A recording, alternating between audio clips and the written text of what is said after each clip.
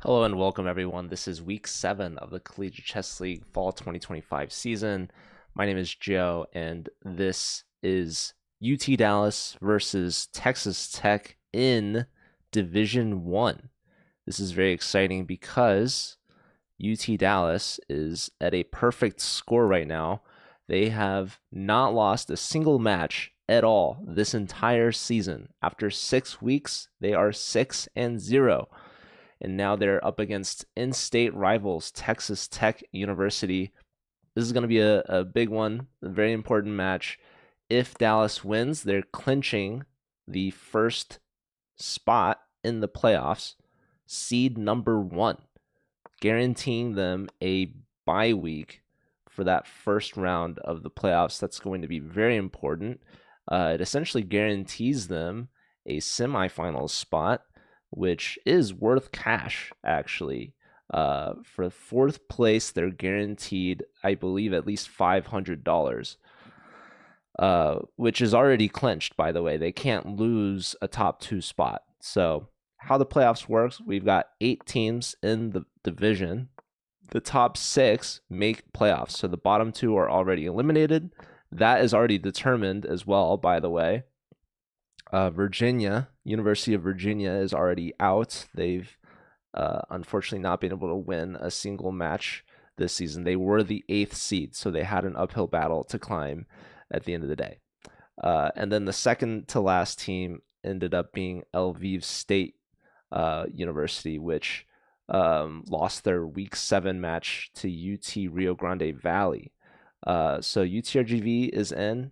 All the other teams are in. It's just Lviv and Virginia are out, but this match this week is still important because the teams are fighting for those seeding spots in the playoff bracket. It's a single elimination bracket. The top 2 teams get a bye directly into the semifinals, so they're guaranteed a top 4 spot in the season.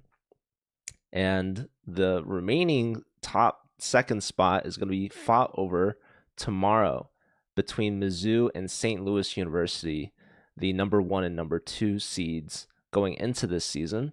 So UT Dallas has upset a few teams, beating both SLU and Mizzou, who are they've been the top dogs. So Dallas, they haven't won the CCL yet. They've come very close, I believe 2nd place, but maybe this is going to be their season. Maybe this is going to be the championship run for them. This is probably the best chance that they've ever had, guaranteeing themselves a top 2 spot from the regular season and aiming for that top 1 spot.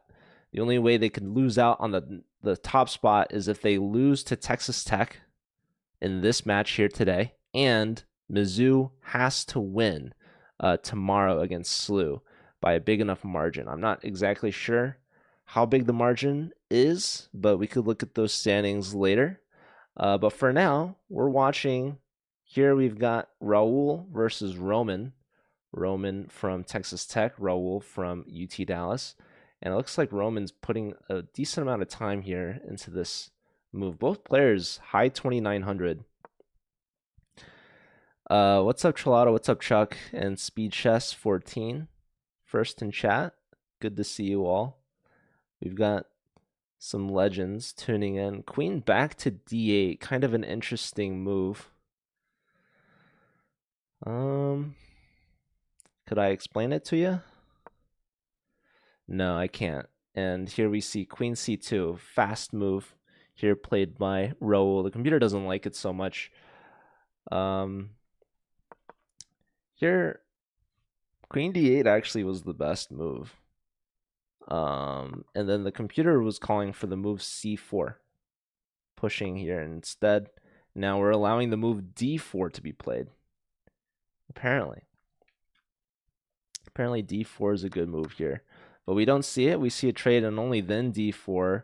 Knight moves, and now watch out for any discoveries along the diagonal. This knight is protected by the rook, but it's also pinned. So we see some more trades here. Queen steps up. There's a bit of control over D4 by both sides. Black's looking to trade here and help advance their queen into the position. We do see that trade. Rook to b1 with tempo on the queen. Queen's got to move. Queen should move. Queen offers a trade here. And again, we see this knight could be subject to tactics here. But where would this knight go is the question, right? You just get a tempo on the rook, but it doesn't look like there's any good follow-up attacks. Now, this pawn is pretty weak. This pawn, maybe not so easily pushed. There's pressure here, right? So we see the support, we see some pressure, and we see the rook in the corner getting out of this diagonal, contesting the open b file. Both players just under 3 minutes. Let's take a look at some of our other players, shall we? Here we've got Bogdan Bilovil. This is the team captain for Texas Tech University with the white pieces, playing up against Balaji. Balaji, I mean, all these players from UT Dallas are very strong players. I think they're all grandmasters, if I'm not mistaken. Actually, Corollas doesn't appear to have a title, but I'm sure they're titled, probably. Or at least they're as strong as a title player. Or maybe even stronger. Yeah, this position looks like white is slightly better with fewer pawn islands. Black has these isolated pawns that can become weaknesses, targets. We see a rook check, king moves, maybe a pawn push, hitting the knight, maybe opening up this. Okay, they're lining up the discovery, right? Trying to threaten to win a piece, but black could prevent the pawn push from happening or prevent the discovery from happening. So we'll see. Black has to react to this threat. Otherwise, they're losing a piece.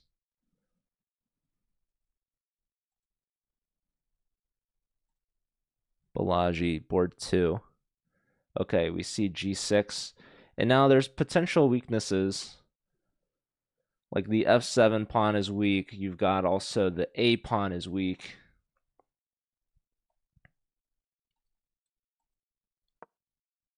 Queen doubles with the rook on the d file. Offering a queen trade. Queen trade declined. Rook here would threaten some nasty tactics. So black is remaining active, not trading queens. We would love to just infiltrate on the 7, but this knight is there. So it's possible you could push e5. And where does the knight go? The knight would block the d file.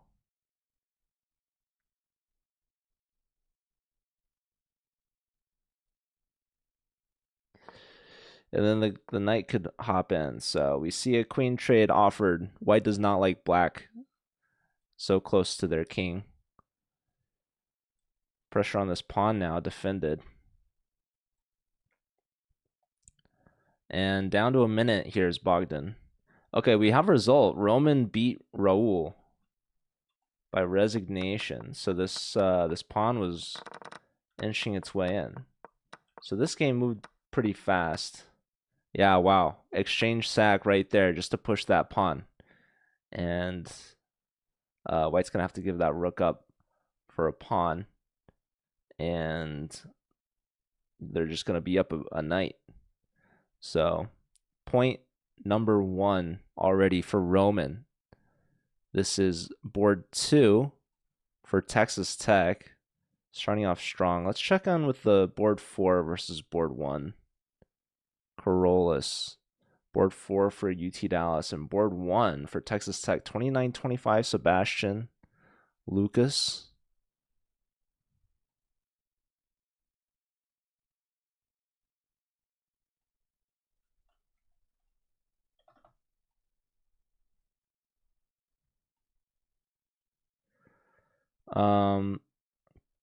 Yeah, doubled rooks for black. Looking like a good spot to be in if you take black's gonna try to make an outside pass pawn, it seems.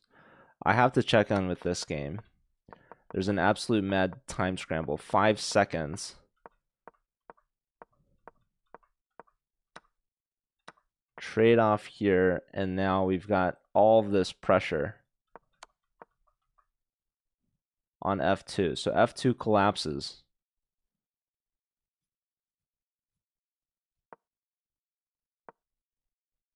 Bishop tucks back. Could offer a queen trade. 1 second. Does that. You could decline the queen trade if you want, or you could accept. Rook can get behind the pawn, but then the bishop can come here. So black is simply up 1 pawn. Is it going to be enough? It's opposite color bishops. 2 seconds, 1 second. Gotta move. Rook moves. 2 seconds, 1 second. Oh my god, 2.0 seconds. There's only 2 second increment. That move was made with 0 seconds on the clock. 1 second. 2.8 seconds. Bishop on c4. There's a check. You can't push this pawn. So black is going to have to walk the king up the board and try to flag. Okay, rook trade offered. You can't trade. That would be very much a draw. Where does the king go? He goes to the corner. Pressure on the pawn. Rook's there to defend. King stepping up. King stepping back. Question to the rook.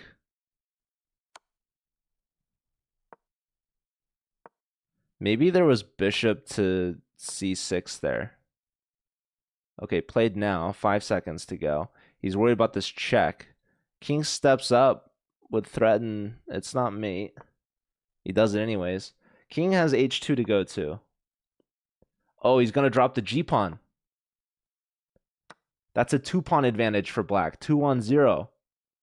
Forcing the rooks off, but this should be good. Black should be happy here. This is resignable. What's up, Zach Ainsley? Good to see you. Draw between Balaji and Bogdan. Team captain Bogdan for TTU. Getting a good result there against Balaji. Board 2 from UT Dallas. And here we're going to see the technique. The king is just going to push the pawns home, and we see resignation. So top board for UT Dallas getting the win. It's all tied up. And then Corollas losing to Sebastian. So Texas Tech, they take the lead round 1. They're up by 1. And again, Dallas, they have not lost a single match this season, but they just lost this first round. So there's going to be at least 3 rounds remaining. Yeah, in this position, it looks like this bishop and this pawn are just going to be unstoppable. Look at this bishop doing everything, holding on to the A pawn, which is blocking the rook. And I mean, where does this rook go? You can try going here, but by the time you do that, black's already promoting. So we see resignation, or maybe lost on time. So yeah, both board 1's getting the job done, winning against board 4. And it looks like we have round 2 already underway. And here we've got sort of a transposition. 4 knights game. Perhaps no e5 though from black. Bishop out to g4. The threat perhaps is to take the knight. You'd have to take back with the pawn. If you take with the queen, you're going to lose your d-pawn. So that's currently the situation white has to deal with. We see bishop to e3 over protecting the d-pawn, and now we see e5. So lots of pressure on d4. Something's going to have to make way. So we see d5 is pushed. Knight comes back, and now this c-pawn might be contributing to the center. White goes for a4, taking space on the queen side. Maybe bishop c4. Maybe bishop d3. I like the bishop on c4 because if the c pawn ever pushes, our bishop's very active, and we're just supporting our centermost, but they go bishop e2, a little bit more passive, but preparing to castle nonetheless. Okay, knight back to d2, then castles. So I'm not entirely sure this attention to detail here, what this is for, but obviously the f pawn can be pushed now, either to f3 or f4. I don't think you would go f4 because you would be giving up your bishop for a knight. So okay, the knight reroutes to c4. Just pressure on these central squares.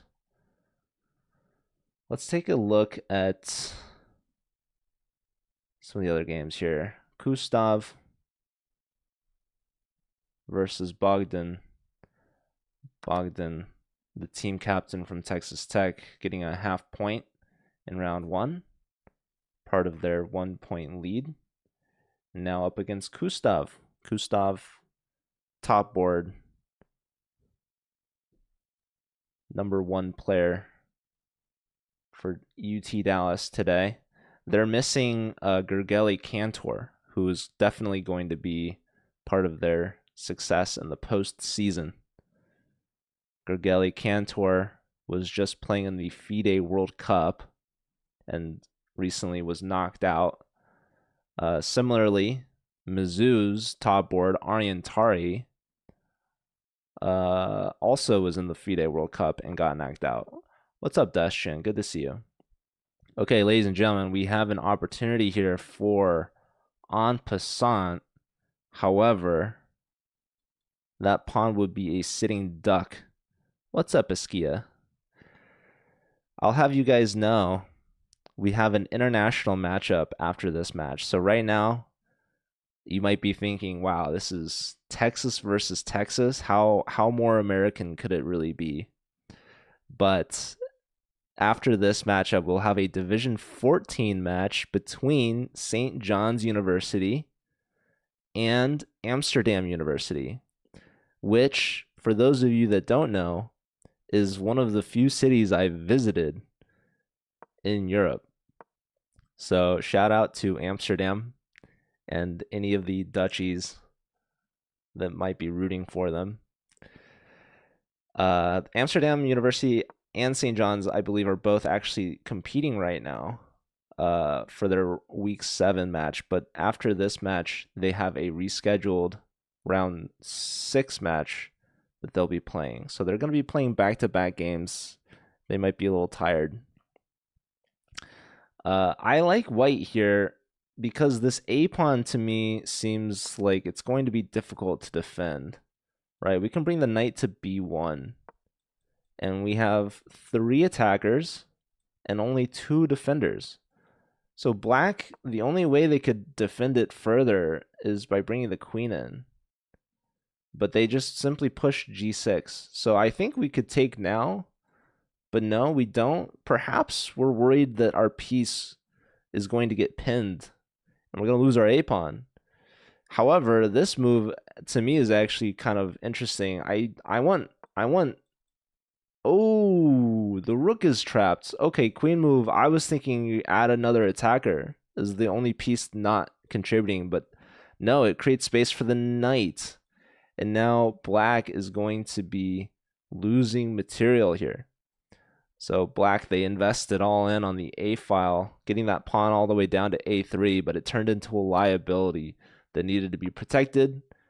Black doubles their rooks on the A file, but then scooting the rook up to A6 creates a trap for the rook on A4, as the rook has nowhere to go. So knight to C3, a nice maneuver here from Gustav. And we see this trade. And yeah, this should be a winning position. The B pawn could use some protection before we try to take the A pawn. We see a trade here first. Queen's coming in. Now we see the rook stumbled on the B file. Rook takes A3 is going to come next. So it's all up to how Gustav really wants to convert this here. Should be a point in the bag for UT Dallas. Let's take a look. We've got some interesting evals going on over here. What's going on here, folks? This position, Sebastian, this is the top board from Texas Tech. Bishop here, double question mark. Queen takes, trading. So we see now a big blunder here. Rook takes pawn, rook takes knight, fork town, simplification. And how many pawns is that for white? That's 3 pawns. That is a significant number of pawns. White should be winning this very easily. International Master taking down a Grandmaster, Raul. Board 3, Nakachuk. 2979. Might actually be higher, but this is the order that they've been listed. So yeah, we've got probably going to be offsetting scores here. A point for Texas Tech on their board 1. Gustav is beating Bogdan. So now it comes down to these bottom boards here. Roman, who's actually board 2 for Texas Tech, but up against the board 4, Corollas. And this position seems a bit more even. It's a bishop versus a knight. So white might be a little bit for choice. Queen up on d5, just putting pressure on everything. Every single front. Pawn push. So lots of pawns on dark squares. Every black pawn is on a dark square. That's potential for the dark square bishop. If the bishop can get behind the pawn chain and then in game, you know, these pawns are going to have to be pushed and that might be lost. So I would give the very slightest advantage perhaps to white for having a bishop over a knight, but the position right now is still fairly closed. We have a queen check, a pawn push here, keeping an eye on the a pawn. Yeah, it's not so clear. Okay, Sebastian won his game, up 3 pawns. So he's a perfect 2 for 2 right now. Texas Tech, they've had kind of a rough season. This first season back for them in the Collegiate Chess League in a long while. But they still have a strong team, and they're still making playoffs, and they still have chances here. So at the end of the day, they're fighting for some playoff seeding here. A win would be nice to have against their in-state rivals, but of course they're making the playoffs either way. So okay, queen, pressure on the c pawn, queen check, queens are traded. We're going down into an endgame. Let's look at the last position we haven't checked out yet.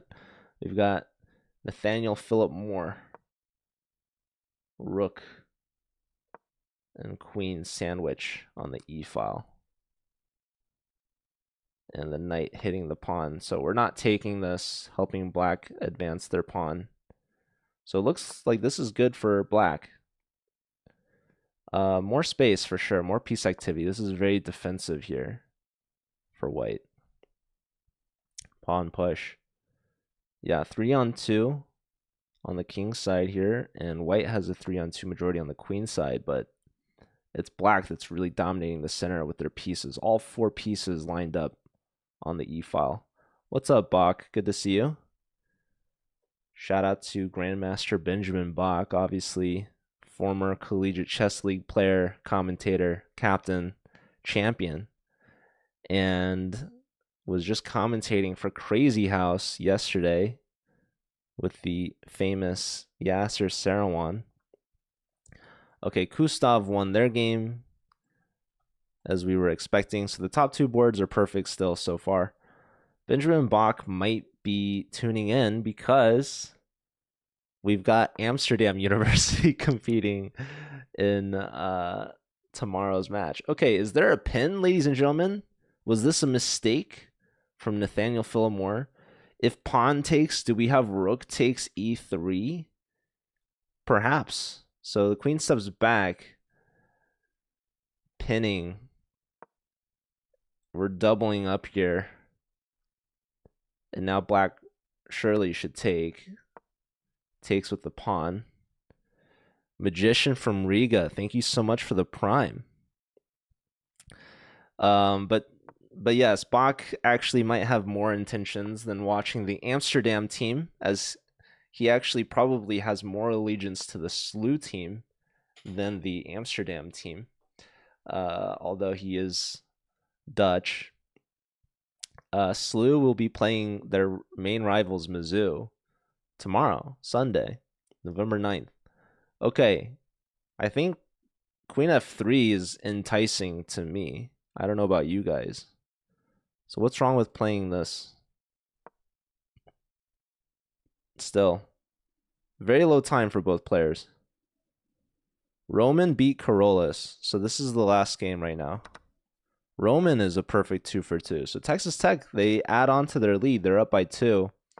This game right now looks like slight edge for black. Okay, and when I said a slight edge for black, I meant a significant edge for black. Check? Well, hold on, though. I don't actually see... Oh my god, are you playing rook d3? Oh, beautiful move here from black.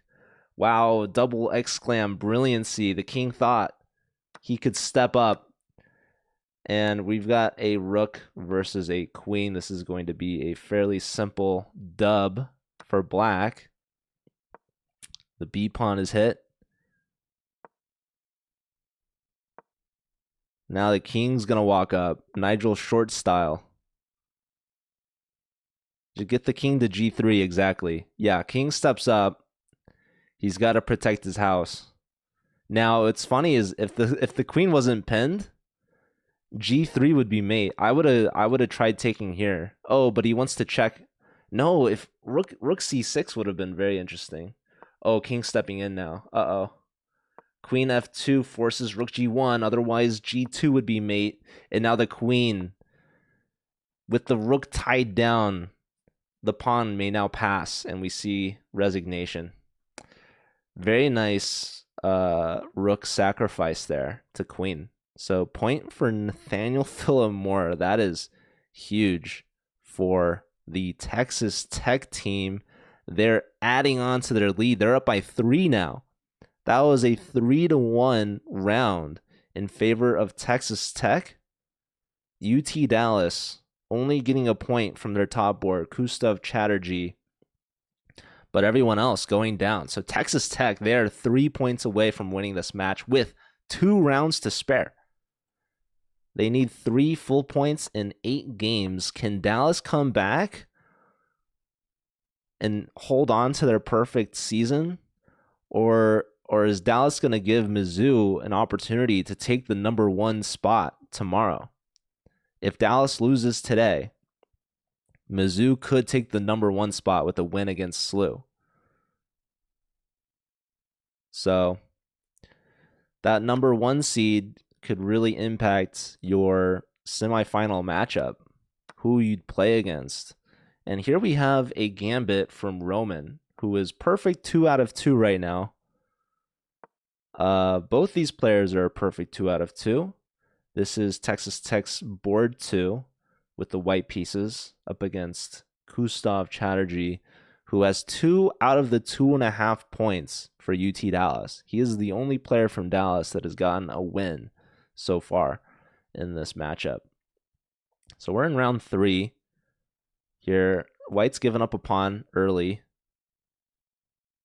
They can castle, they can develop some more pieces. They've played c3, so typically the dark square bishop wants to come out somewhere before the knight goes to d2. But yeah, this is a very interesting Italian. Usually you play c3 first and then d4. But we're starting off strong here with d4, and honestly, it's a free pawn. So it's a gambit of some sort. And here we see g5 from black. very aggressive. And yeah, there is no time to take on e4. There's probably tactics, right? Maybe a bishop sacrifice, queen up to d5 for starters. So now we see knight to d2. Bishop here is offering a trade, also preparing for queenside castles. Bishop putting a question to the knight, pinning it to the king. So if you castle, we'll take and damage your pawn structure. This could be an opposite side castles. I mean, black could still castle kingside if they really wanted to. Nothing seriously wrong with that. But I think queenside is going to be more exciting. Probably you want to deal with this threat first, maybe just unpinning it with the bishop back to d7. It is a little passive, but it is very solid, very safe. So, yeah, exactly what we see. Bishop back to d7. Black maintains the flexibility to go either side, but queenside is a bit more aggressive, pretty solid. What's up, pro? How's it going? Okay, f3 here, creating space for this bishop. There's a lot of pawns on dark squares, keeping this bishop out. So the bishop might want to tuck back. Otherwise, I guess we're lending some support over e4, boxing the knight out. So now this knight is free. Black's offering a trade. You could play a4. You could trade. You could also bring the bishop back somewhere. So you are down material here. Black is up a pawn. So white probably doesn't want to trade. But here we could see this trade.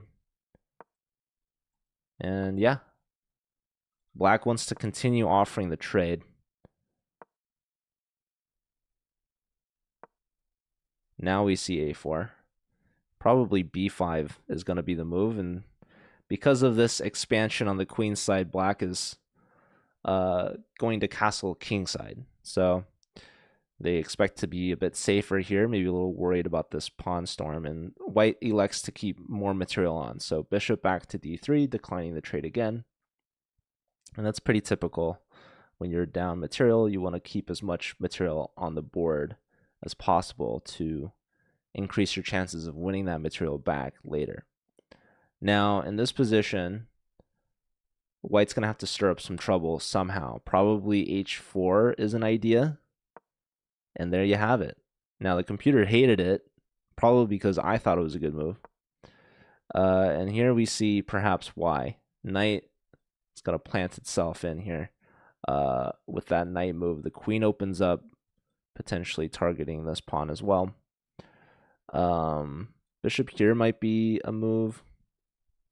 Taking might be needed, but taking might also just help black. So we do see bishop to e3. The idea is that if takes, we can take. But then, you know, the king could step in. Oh, this blunders in exchange. So sacrificing exchange here or just blundering it. Either way, Kustav, I think, is looking pretty happy right now. White's deciding how to take back. There are a lot of different ways white could take this knight. That is 5 different pieces. I would assume rook takes, because this is the only piece that has not moved yet.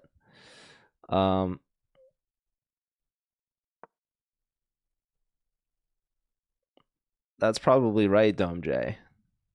2300 online is like where I'm at, so definitely not quite at a good enough level. Okay, but yes, this position is very good for Kustav. Let's check in on some of the other players right now. Ooh. Sebastian, also 2 out of 2, top board from Texas Tech. Kind of low on time, down 2 minutes, less than Balaji. And look at this queen.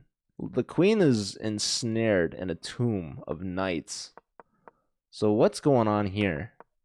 We see this pawn is used as bait, as sacrifice. Queen here, defending the knight, hitting the bishop. Bishop tucks back, and now we see knight a6. This is like the nail in the coffin here.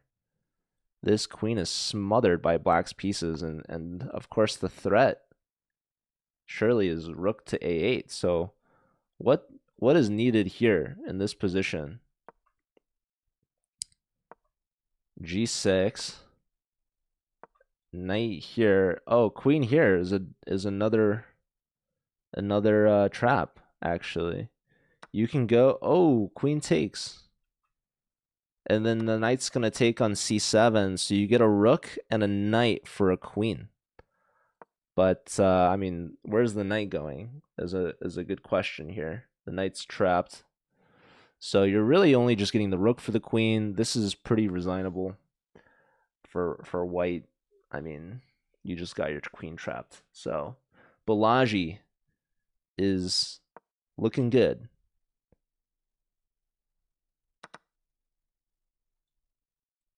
Rook's doubled here.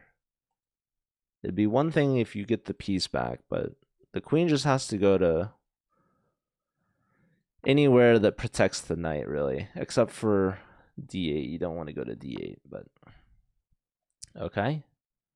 Queen will go here, I suppose.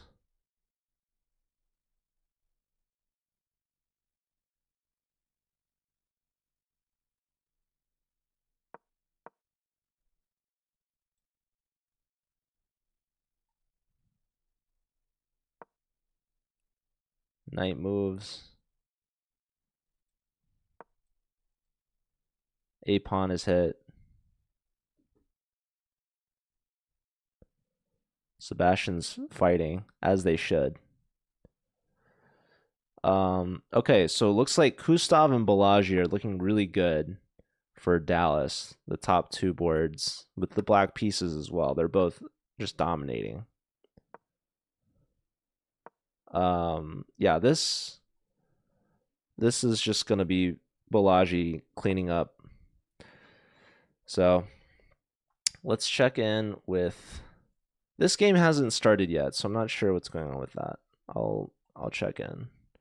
But we've got Karolis versus Bogdan, team captain from Texas Tech.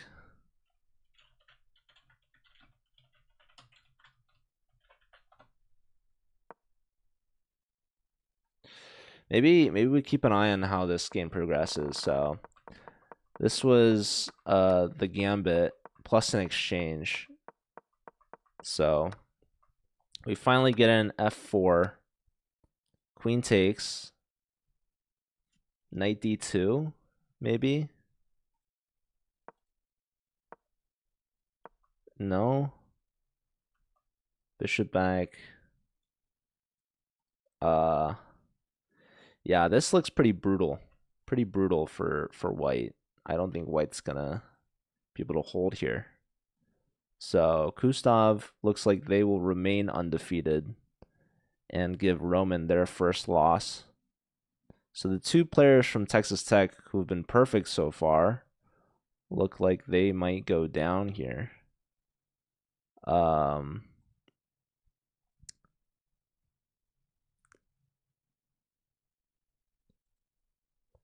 So that's going to be a big swing in Dallas's favor. They're down by 3. Is this that's not mate in 1. It seemed close.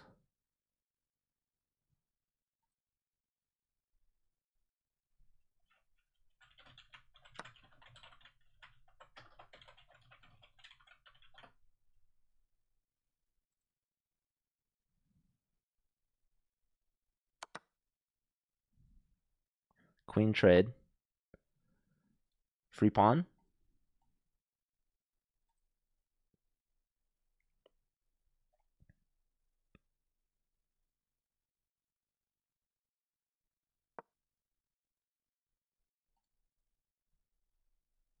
I'm being told Raul beat Nathaniel. So that's even bigger for Dallas.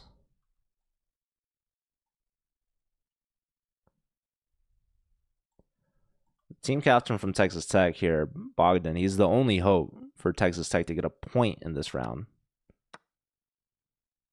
Oh, and Corollas just blundered here, and what's the move? Oh, knight takes e6. The queen comes in with check a little too hasty, and oh, blunders the rook. Oh my goodness. Bogdan capitalizing off a time scramble blunder. So he's keeping his team, Texas Tech, within it. And that's his first win of the match. Not the cleanest win, but it brings Texas Tech within 2. This is a fork. Yeah, black's mopping up, giving the exchange. It's up a knight. Pressure on this pawn. So that pawn is pushed. Knight here, taking this pawn. Pressure on the knight. Come back. Right? Pressure on the knight again. Don't repeat. Bishop takes. Trade. White's going to try their best to draw this. But the knight is defended just in time. Wait, hold on. Do you have to push? Wait, I'm confused. King gives up the knight. En passant, and black is there in time. Holy smokes. Ladies and gentlemen. That was quite the maneuver there from black, having to give up their knight and then allow en passant. But winning there for black was that last pawn. So Kustav, kudos to Kustav and Balaji, both getting their points. So Kustav is a 3 out of 3. Balaji gets their first win of the match, and it's back within 1 here. Dallas was down by 3 at halftime. Texas Tech only 2 points away now from winning, but they got to get through this Dallas team that's got a lot of momentum after round 3, winning that round 3-1. So we've got round 4 and potentially the last round of the match about to begin here, underway.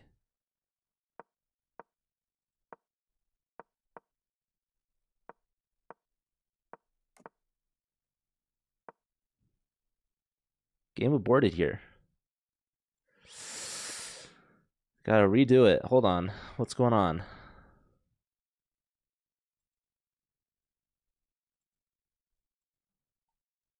Games are getting set up again. Unless I missed something.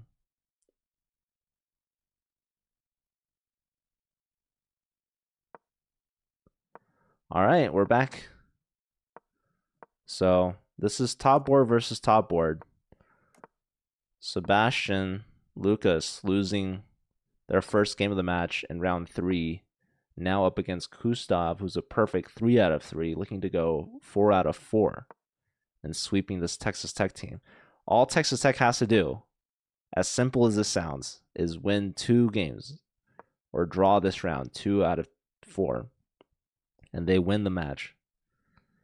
But Dallas, they just won a round 3-1. If they do that again, they'll win this match and have a perfect 7-0, which you know they want. They want a perfect season really badly. All right, bishop on a6. There's lots of pressure on c4, which is currently only defended by 1 pawn, but it's attacked twice. So either the knight has to move or something else. We see the knight returning. And now black just putting extra pressure. And if I'm white, I'm considering going e4 at some point. Not right now. I think there's too much pressure on c4. So white's forced to either take or push. Oh, wow. They do go e4 right now. I said don't do it. I said don't do it, guys. And they did it. Anyways, black piling up on this c4 pawn. which is also pinned, by the way, to this rook. So I think this is going to be good for black. It's a tough spot for white to be in, but the computer says it's fine. What is it like? E5 it liked. Rook F to C1, and we see this trade. Yeah, so black's just up a pawn, right? Life's good. Life is good. Knight back. And what does this do? I don't know. It's rerouting to D2. We don't like this bishop in our half the board. But this is a good start to the game for the black pieces here for Texas Tech. What's up, Brody? How's it going?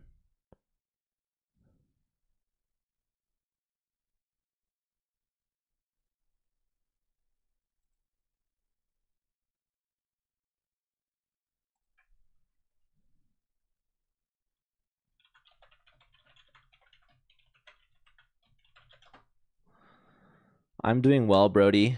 I'm watching college chess on a Saturday, so you know I'm happy, right? Okay. So here's what I see with my commentary eyes. Knight d2 is going to hit the bishop. Bishop's going to have to move. If you go here trying to protect the c pawn, then we have a4, right? So that's why we see rook to c8 is to protect the c pawn. Because white, if they wanted to, could play a4 right now. They didn't do it. They played the knight to b3. And what is this doing? I don't know. Computer did not like this. Did it like a4? A4, bishop to e2, it's saying? But my question, though, is how could we take advantage? This queen is leading the attack is the problem. I guess the queen would want to come to a... No, but the pawn would be on a4. Okay, so we see this trade, queen up to d5, and black saying, I'm up a pawn, so let's trade off here. This is an isolated pawn, this is an isolated pawn, but this pawn is annoying because it's blocking our bishop. And so here, I'm a little curious why perhaps we allow for this trade.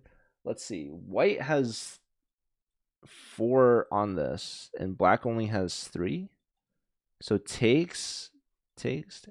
How can we afford to push this pawn is my question to you guys. How is this affordable in this economy to just be giving up pawns like this? I guess black had won a pawn earlier, but still though, why do this? This is my question. What am I missing? Oh, there's bishop here? Wait, but then there's this? Wow, computer really hated this takes. What's going on here, folks? Why push? What's the idea? It wants queen e5. I don't really understand how that could be so good. Oh, it's a clearance tactic. Bishop down to c6. Look at that.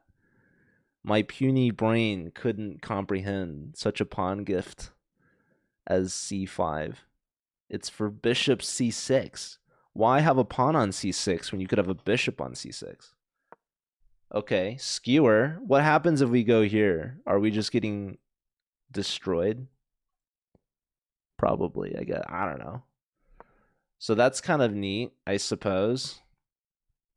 Black's got all this sauce on the light square diagonal. We have a dark square bishop trade offer. So yeah, the h-pawn's going to be a goner.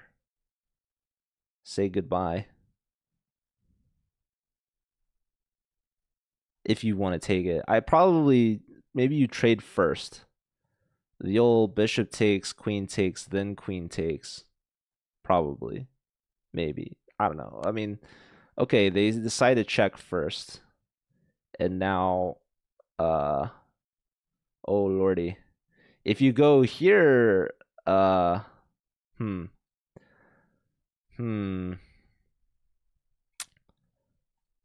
Is white surviving this? If you ever go to the D file, you're getting checked. If you don't go to the E file, you're still getting checked. And if you go here, oh, Wait, what was wrong with king e3? King e3, oh my god, we're getting hunted. We don't have f4 anymore. We could still see this check, which wins the exchange. But yeah, you bring the rook in first. Oh my lordy. Ladies and gentlemen, we are getting cooked. If here, this is just mate in one. That's nasty. Gnarly. You have to block with something.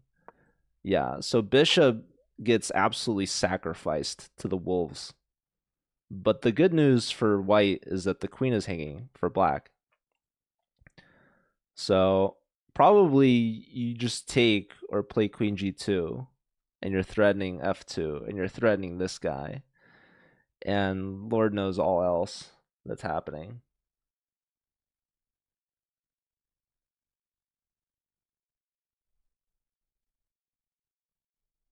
But yeah, you should save the queen. Otherwise, you're sacrificing, I guess. Maybe they're calculating takes. Yeah. Okay, queen g2. I don't know why this is better than taking on h2. But who am I to question the Grandmaster gods? Okay, but meanwhile, there are other games going on.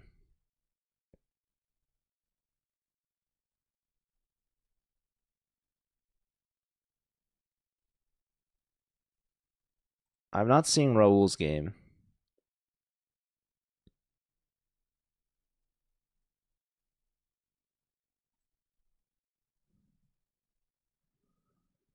Balaji and Roman are drawish. Corollas and Nathaniel Moore are also drawish. Oh, wow, just resigns. Holy smokes. He looked for a good move, and he decided resigning was the best that he had. Wow, so Sebastian taking down Kustov, giving him his only loss, and he's bringing his team within 1. 7.5. So Dallas has their backs against the wall.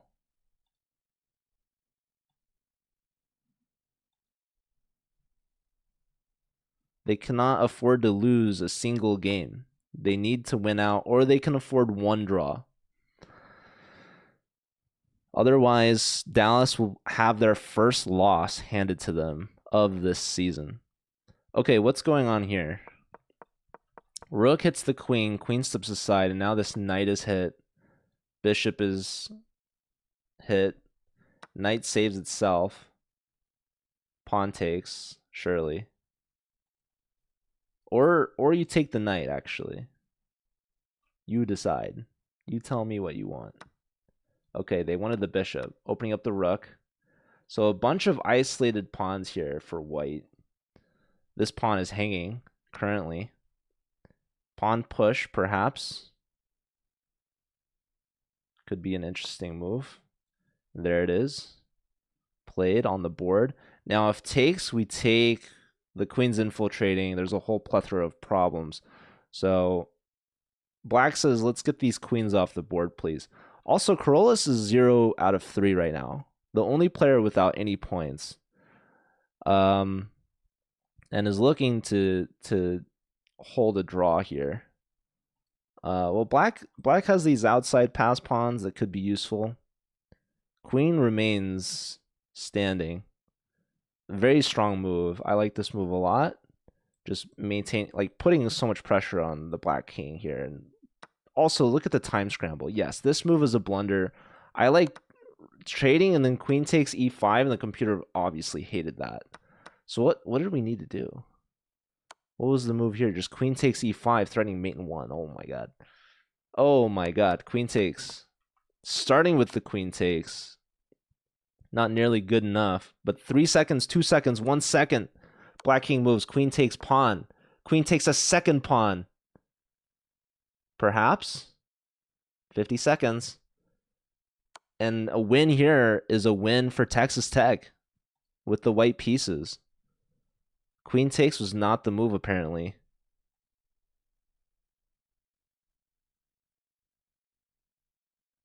Any known players in the league today?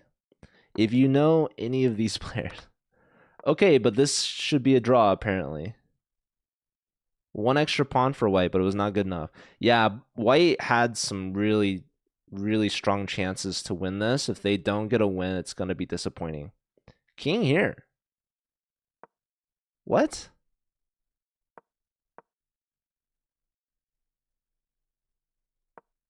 This king is just running for the pawns.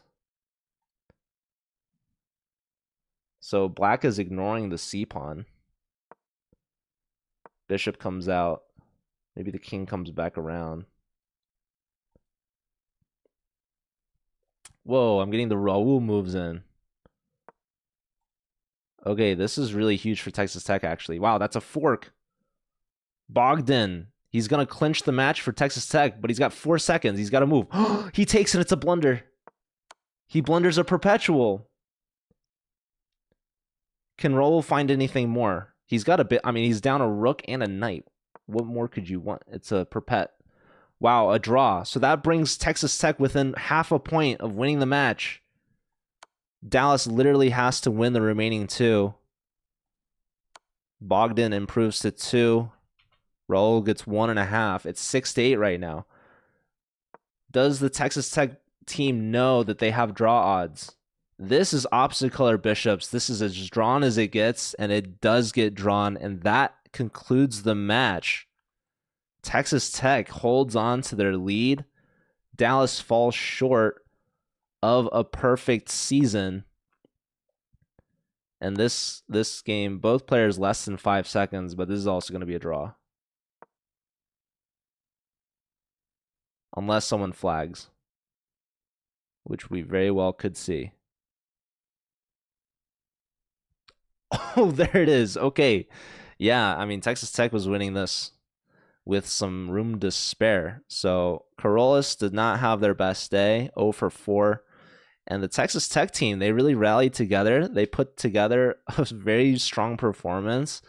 And honestly, Texas Tech was like one of the lower seeds.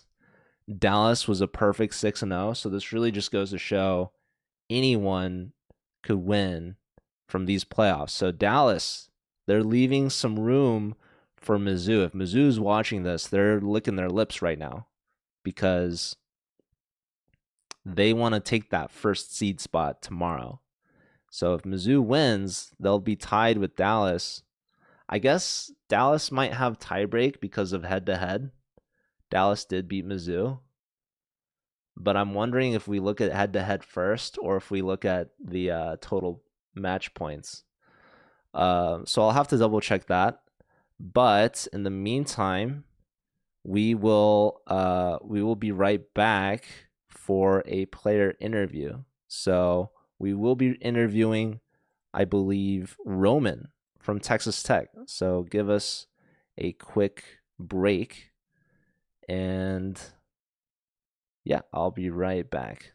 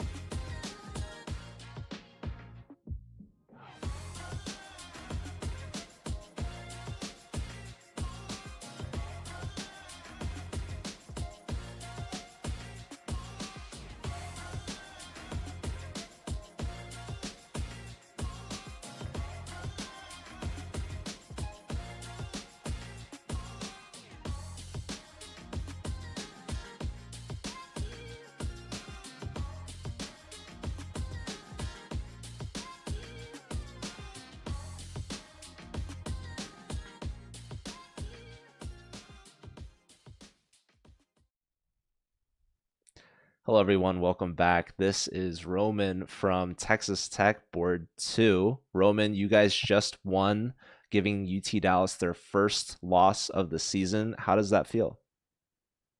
Honestly, it feels insane. We didn't have any expectations for this game, but um, we were in good emotional shape and uh, just wanted to play our best chess. Awesome, man. You guys certainly did just that. You did what you needed to do. You started off strong, winning the first round by a point, and then you even built onto that lead in the second round, I believe winning that 3-1. So you had a 3 point lead, but then round three, your team maybe slipped up a little bit. Dallas is trying to mount their comeback. They won that round 3-1, bringing it back within one. Were you a little nervous at that point going into round four?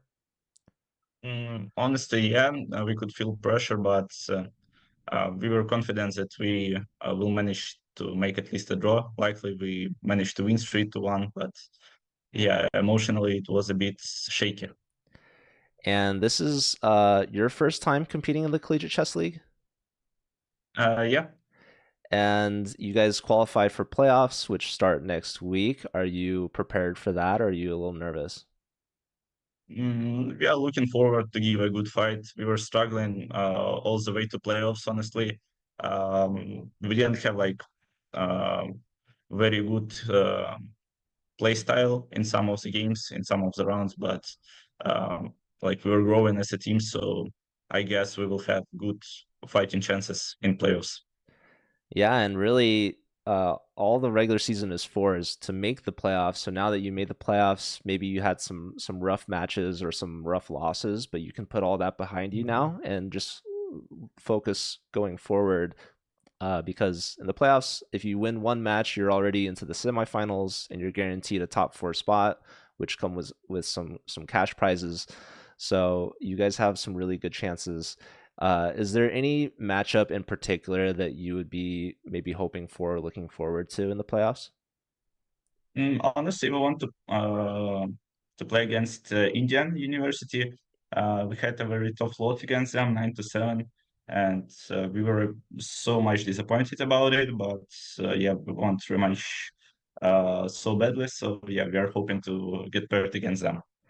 Okay, yeah, and you could have maybe some revenge. So that's exciting. Are you guys maybe preparing before these matches? Do you look at your opponents, look through their games?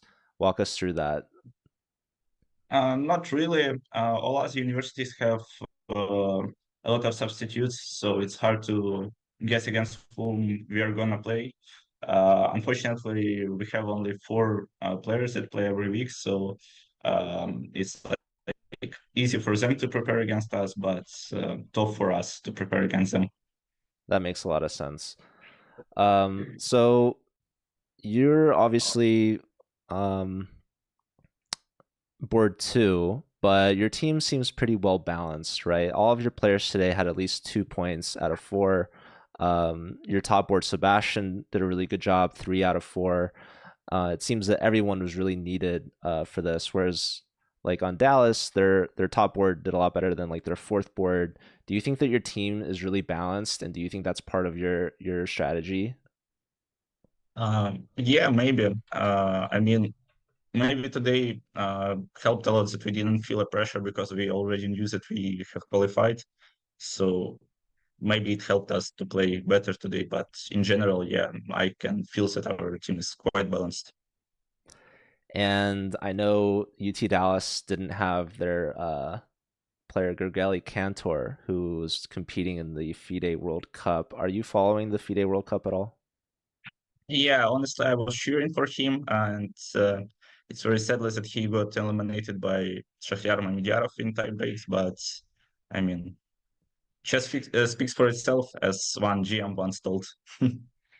Yeah, and I heard that GM also got eliminated. So there's been a lot of upsets. Yeah. And is there anyone that you're rooting for going forward? Um, Honestly, I was rooting for Anish Giri, but now I don't know. Maybe uh, I will switch to Vincent Kamer and root for him. Okay, cool. And what's a fun fact that you can share about Texas Tech University? Texas Tech University. We always take H pawn when it's handing. Okay, is Yeah. there anything you want to tell to maybe your fellow teammates or your coaches that are watching this? Anything left to say? I just want to say a huge thank you to my team for the work we do, and for our obviously team coach Alex Onishuk for the job he does. He helps us to develop as players. So yeah, just thank you for them, and that's it. Awesome. Well, thank you so much, Roman. Congratulations on your win today, giving UT Dallas their only loss this entire season. And I'll wish you good luck going forward into the playoffs. Thank you very much. See you in playoffs. All right. Bye. Take care. All right, that was Roman from Texas Tech Board 2. We have another match starting in less than 5 minutes, so please stick around, stay tuned. We've got a Division 14 match between St. John's University in New York versus Amsterdam University in the Netherlands. So, hope we have some exciting chess coming your way. I will see you all in just a moment.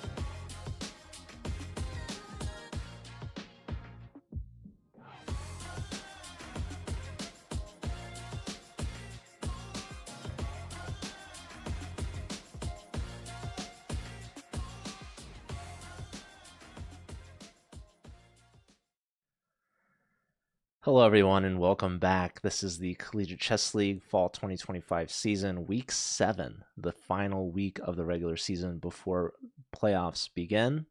We just watched a very exciting Division One matchup between two Texas schools, UT Dallas and Texas Tech, where Texas Tech won 9.5 to 6.5, giving Dallas their first loss of the regular season. And now they're ready for playoffs. But before we do that, we have one last match to watch here today, a lower division matchup here in Division 14 between St. John's University and Amsterdam University. So an international matchup here today. I checked the standings, and it looks like St. John's University should have a playoff spot clinched. They are 3-3 right now. And Amsterdam University, they are trying to get their way in, but it doesn't necessarily look like it's possible, actually. They just had a match before this. Not sure if they won or if they lost, but they really needed to win both if they didn't. They lost in overtime. That is so brutal. They just lost to Western 11-9. They were tied 8-8. So that is officially the end of their season. They're eliminated. So unless there's a recount or maybe a fair play recall or something in week 7, then they will not make playoffs. So this is about to be their last match of the season that we're watching against St. John's. So a little bit unfortunate for them. But they could still end on a good note. They could try their best here to beat St. John's University, especially being on broadcast. So, yeah, let's see their games. Let us know in the chat if you guys are rooting for any team in particular. I know we had some Dutch viewers tuning in, namely Bach and Eskia that I know of. Shout out to Chex, Twitch, and Frank, and Bossman, and Arctic Bear. Good to see you all. Hope you're doing well. Appreciate you guys tuning in. Shout out to Smurfette for gifting a sub. Always appreciate that. Shout out to Smurfette just in general as well. So, yeah, the players are all joined, so they should be ready to get going. So I will keep an eye out for these games.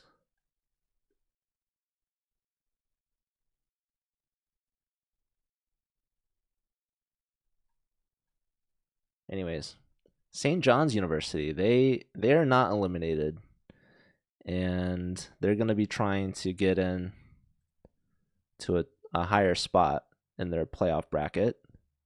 They're currently sort of middle of the pack right now, tied for 4th place. So a win from them would get them in a potential tie for 2nd, actually, which could be huge. So, yeah, Western, they won their match, and they're the number 1 seed in this division. So Amsterdam had a very close match with them, went to overtime. That's definitely heartbreaking, because that could have propelled them into a playoff spot had they won that. But they also have to win against St. John's. So who knows? St. John's, I know, are excited to be on broadcast.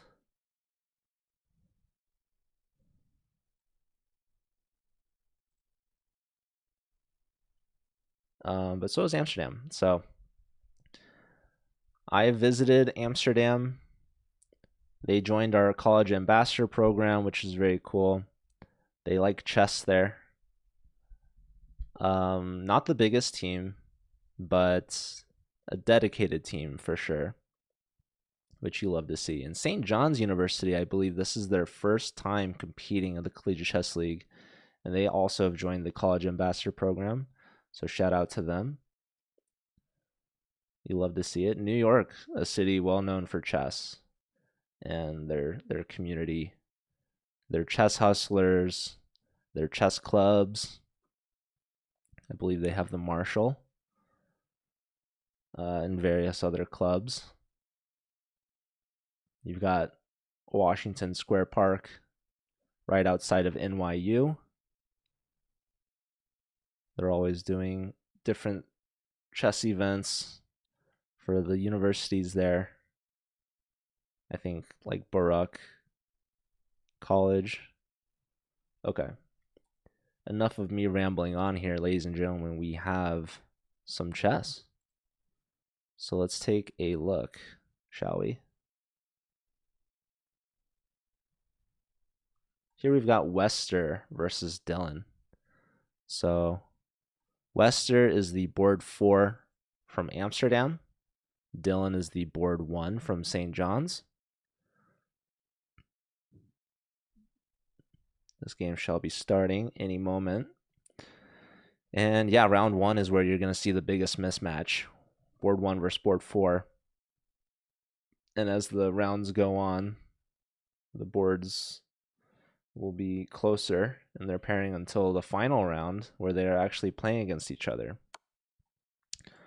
Okay, here it looks like we have a game. This was e4 and a Caro, trading the light square bishops, d4.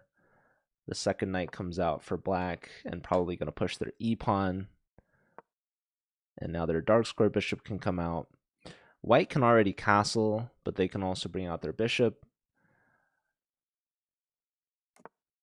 Yeah, castling makes a lot of sense. Probably bishop to b4, maybe bishop to d6, which we see. Here, if I'm white, I'm probably playing bishop g5 with a pen. We see h3, creating a flight square already. Bishop to e3. So we see h3 is just preventing the knight from bothering this bishop. And yeah, we just see the development moves coming in here. Daniel Augusto, this is the board 4 for St. John's. Usual suspect. He is the team captain, the ambassador. And if St. John's wins this match, we should expect to see Daniel in for the player interview, which would be exciting. I hear that he's very excited. So, okay, we see queen to d2. And now queen to c7, there's a lot of pressure here. This knight is pinned to the c-pawn. And interestingly, if we play rook to c1 and trying to defend this, there's actually already a tactic in the position for black. If this rook leaves the defensive a3, which we see, there could be bishop takes a3 here.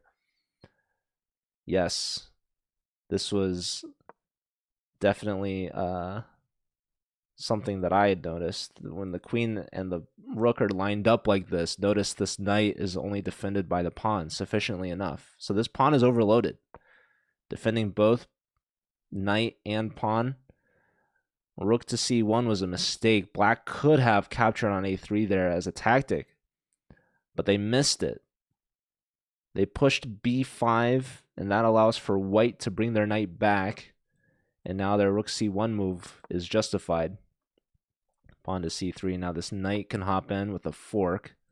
A tempo on the queen, pressure on the b-pawn as well. So the only way to save your b-pawn is to go to c2. Allow this capture. Pawn takes. So far so good for Jonas. Top board from Amsterdam. However, he did miss an early tactic. Will he miss it again? Well, the opportunity might not be given again. But game is still early on. Honestly, though, it's a 1900 versus a 1300. But you never know. Sometimes these ratings aren't the most accurate. But we do have another game going on. Dylan and Wester. So we're seeing board 1s and board 4s up against each other.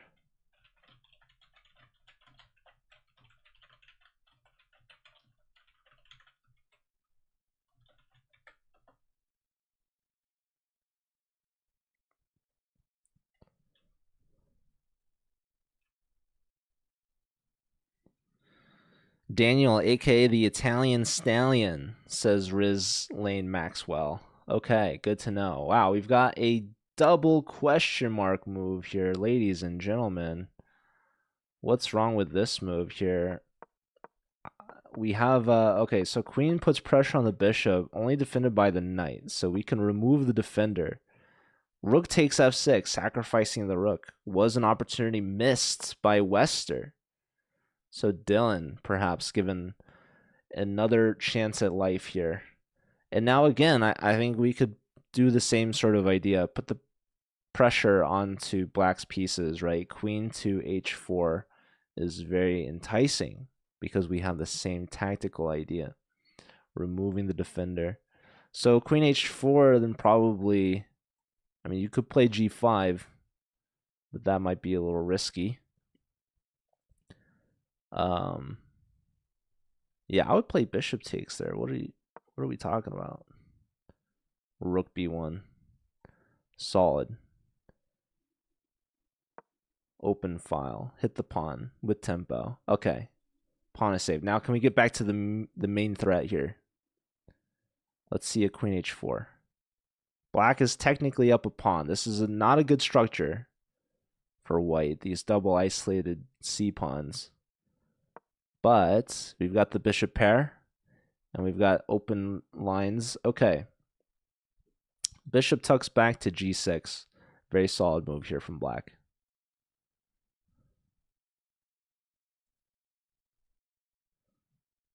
Okay, I'm seeing another game here. We've got Philip versus Emilian. Emilian from Amsterdam, board 3. And Philip is the board 2. Username is Asian Phil. And yeah, we've got 2 minor pieces for a rook, but this queen is going to get cut off here. Oh, sorry, there's a bishop. This tucked away. Yeah, so white is down an exchange as well as a pawn. So it's 3 points of material, which is quite a bit. What's up, Silva? I'm doing well. How are you?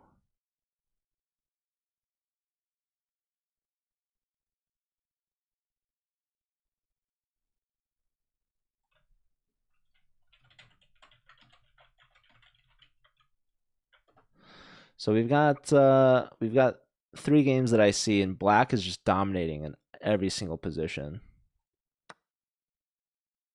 Tactic here. Wow. Yeah, this game, it was white that missed the opportunity to give up the rook to win the bishop. And here we see this is a problem. Yeah, this G4 was not the move. So takes, check. This yeah, takes, wow. Takes. So it's just an exchange. I guess black can take here. Oh my god, black is winning on every single board. Yeah, rook takes f6 is good. Okay, rook takes here, free pawn. Very nice. Black is completely winning. Probably like rook here is really good. But if they don't have the proper technique, I mean, these are technically passed pawns. That's also like, I guess, a passed pawn, but right now white's got it covered. Rook here, but now pawn push, I imagine, would be very strong. Pawn push here, right? But I mean, what if we just keep pushing? Is my question. What if you just push the e-pawn home? And you have 3 minutes, by the way. Okay, we haven't looked at this game yet, but it looks like black is completely winning.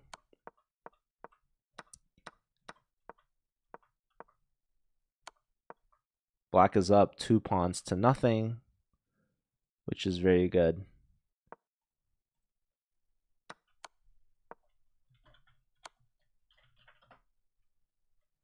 Ooh, and that's a mate. Wow. So queen and takes here, and you had to go to f2, but you were losing anyways. So Francesca, first point of the match goes to Amsterdam. The duchies all over the world are rejoicing. Okay, here, yeah, black is just dominating this. Oh, don't push, don't push. That'd be kind of funny. Although I think maybe it's even fine still, but okay, yeah, C pawn is fine. C pawn is best. Okay, is there anything white can do to stir up some trouble? It's looking hopeless. Yes, Frank. Sorry to not answer your question earlier. We have them separated between D1 and then everything else is under show matches. Okay, we have another result here. Daniel, the Italian stallion, goes down to Jonas. So Amsterdam, they're up to 2-0 right now.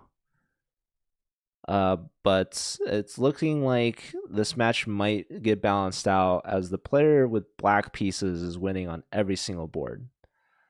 So here, 3 seconds, 2 seconds, got to make a move, Emelian. Nope. He just... Is it going to mark the result? Is it over? I don't know. Should I move on? Did this game get lagged out or flagged? Who knows? Anyways, we do have another game going on here. And it's a bishop versus a rook and 3 pawns. So black could give up an entire rook and it would still be even material. But also Dylan is up 2 minutes on the clock, which is pretty good. Okay, the H pawn is hit, but the bishop is pinned. King steps up. Now you're probably winning the bishop by force. Or a skewer. You win the rook by force. Even better. Forcing resignation. Yeah, that was a much better move than I found. So the king had not a lot of places to go, really. Maybe f1. Maybe. Anyways, didn't see that, so Dylan wins his game.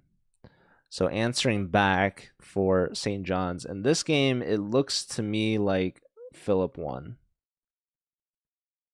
If I had to take a gander or a guess, I'm just going to go ahead and mark that because I see round 2 is beginning. So it's the top 2 boards for both teams that have won, all tied up 2-2. Amsterdam was up 2-0, but St. John's answered right back. So the top board's getting the jobs done against the bottom boards. And here we have round 2 underway, D4.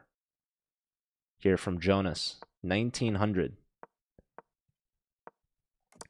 Strong center here for white, black, castled, fianchettoed.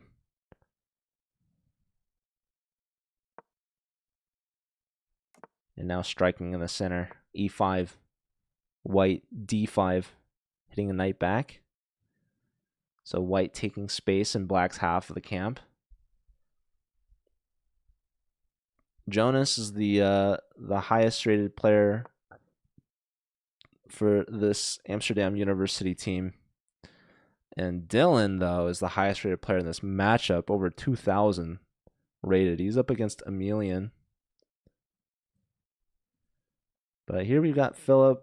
Opposite side castles here. This is one of my favorite positions. We see black already expanding on the queen side, but I like attacking against this fianchetto structure. We see a trade here, trying to trade off the dark square bishop, which is very logical, as this dark square bishop is the main defender of this king. So we do see this trade. And now, I mean, I'm just launching these pawns. Either g4. I mean, this knight's pinned. But okay, queen up. I'm not sure if I'm a big fan of this because just bishop b7 looks pretty good to me. I guess we have a check, but wow. h6, just dropping a rook in one move. And Philip says, I don't want your hand-me-outs. Now you're getting skewered, actually. Okay, you have a check. Yeah, I don't know why, like, why you don't take the rook. I don't know. I don't know. I don't know, guys. I'm just a chess fan. Just a guy. I'm just a dude that plays chess. Some would call me a chess player, a player of chess. And that's really, I mean, I'm not even playing. I'm just watching and talking. Thank you, Arctic Bear. I'm glad you're appreciating it. I've never claimed to be the best. I just enjoy it. Okay, this to me looks like a free pawn because we have two attackers on this. Black could trade, but then the rook takes back, and black has to take now. So rook takes, and we are officially up a single pawn. So life is pretty good here for Philip. He is the higher rated player. It's going to be a tough matchup for Wester. Board 4 for Amsterdam.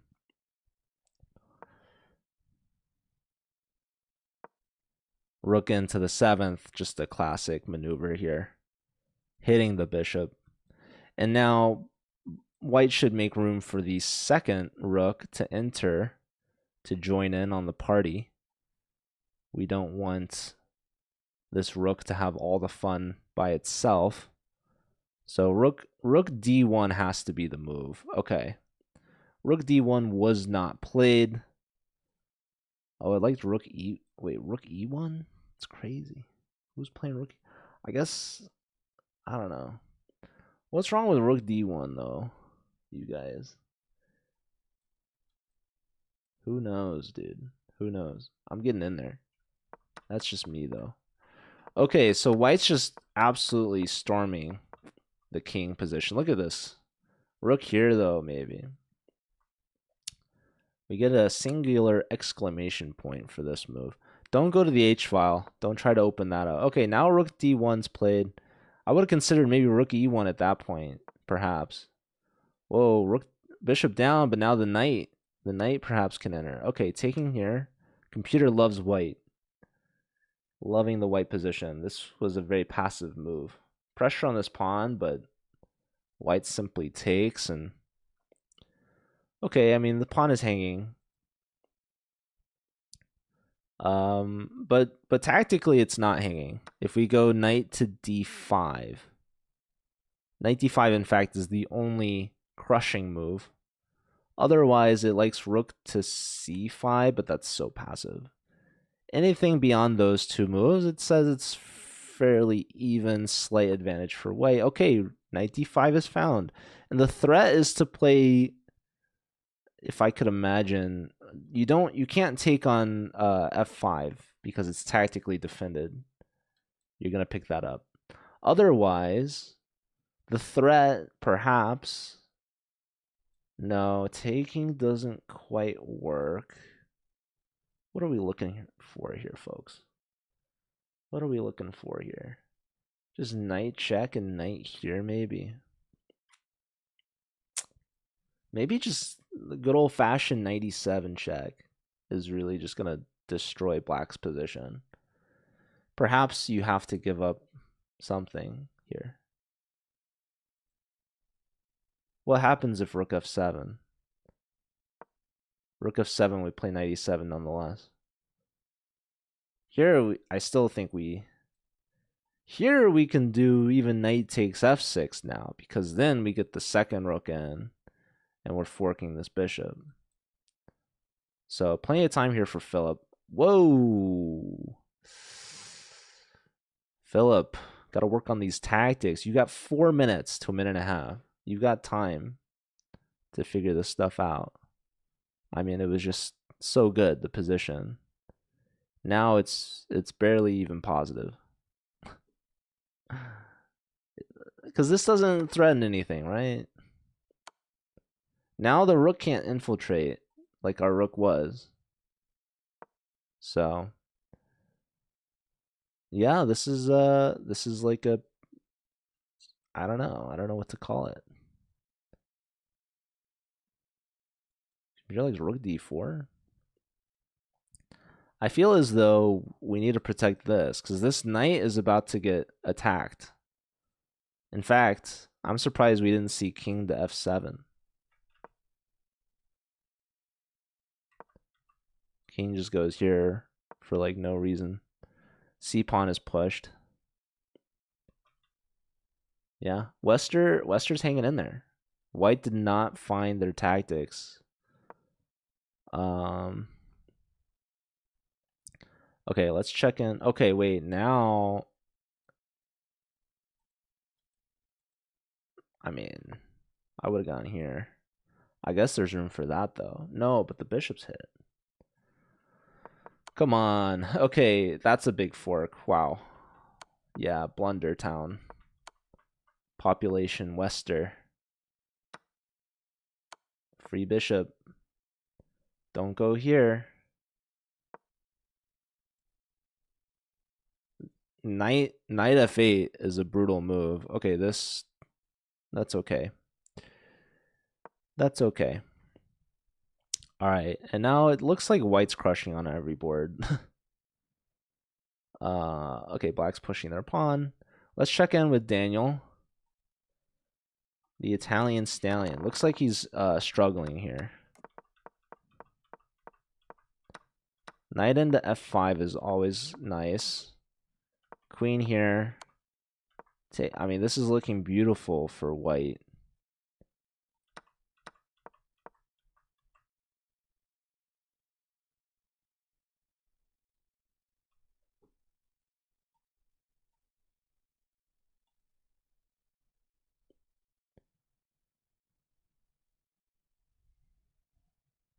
Just bring the queen back. Right? I mean, you could also give a check, but probably I wouldn't do that because then you've got both these pawns attacking your pieces.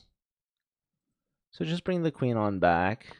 Yeah, and now the knight can come back.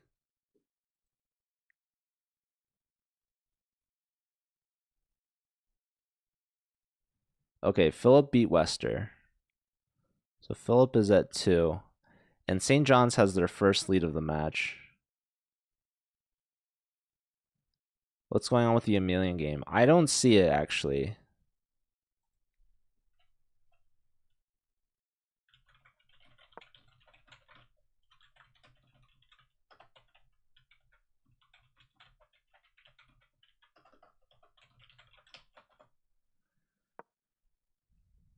It's a good question, Mike. So I will see if we can sort of resolve that somehow. Okay, so d4 hitting the queen. You got to save this knight now. The knight's under attack. So truly just one way to deal with this. So knight steps back. Now this knight is very well placed and very annoying. So I think this queen should probably move, open up our bishop, is what I would do. I would do one of these two moves. Would be my guess. Probably queen d1 so you can get to f3. Looks like a very solid move. Queen c2 is played. Not as good as d1, but the idea is the same. Unleash the bishop. Remove the annoying knight. And now here we could see why we wished our queen was on d1 to play queen f3 right now. But it's still fine. We can go to, back to d2. We could play queen c1 as well. Queen e2 is okay. Very low time here for Daniel.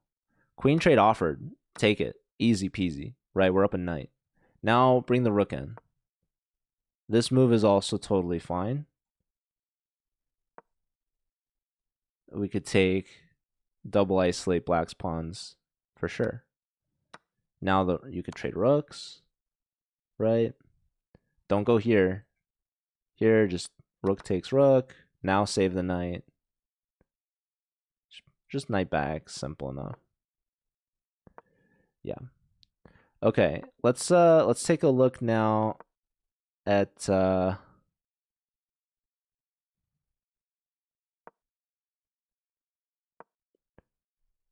rook check. Knight here is also very good. Knight takes pawn. Free. Freebie.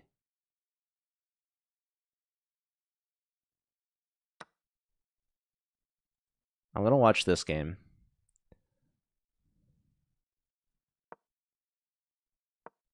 King attacks. Rook check is a fork. Yeah, I mean white's just up a rook. There goes that other pawn. Trying to trade. Why not ladder made it out, you know? Okay, Francesca won. They're 2 for 2 now. They beat Daniel. So Daniel, the Italian stallion, he's 0 for 2 right now. Okay, white's pushing this pawn. Both sides less than 30 seconds. Behind the h-pawn. You could force a rook trade out. Taking here is great. And that's mate. Beautiful. Jonas, a perfect 2 for 2. And the last game, I unfortunately cannot see.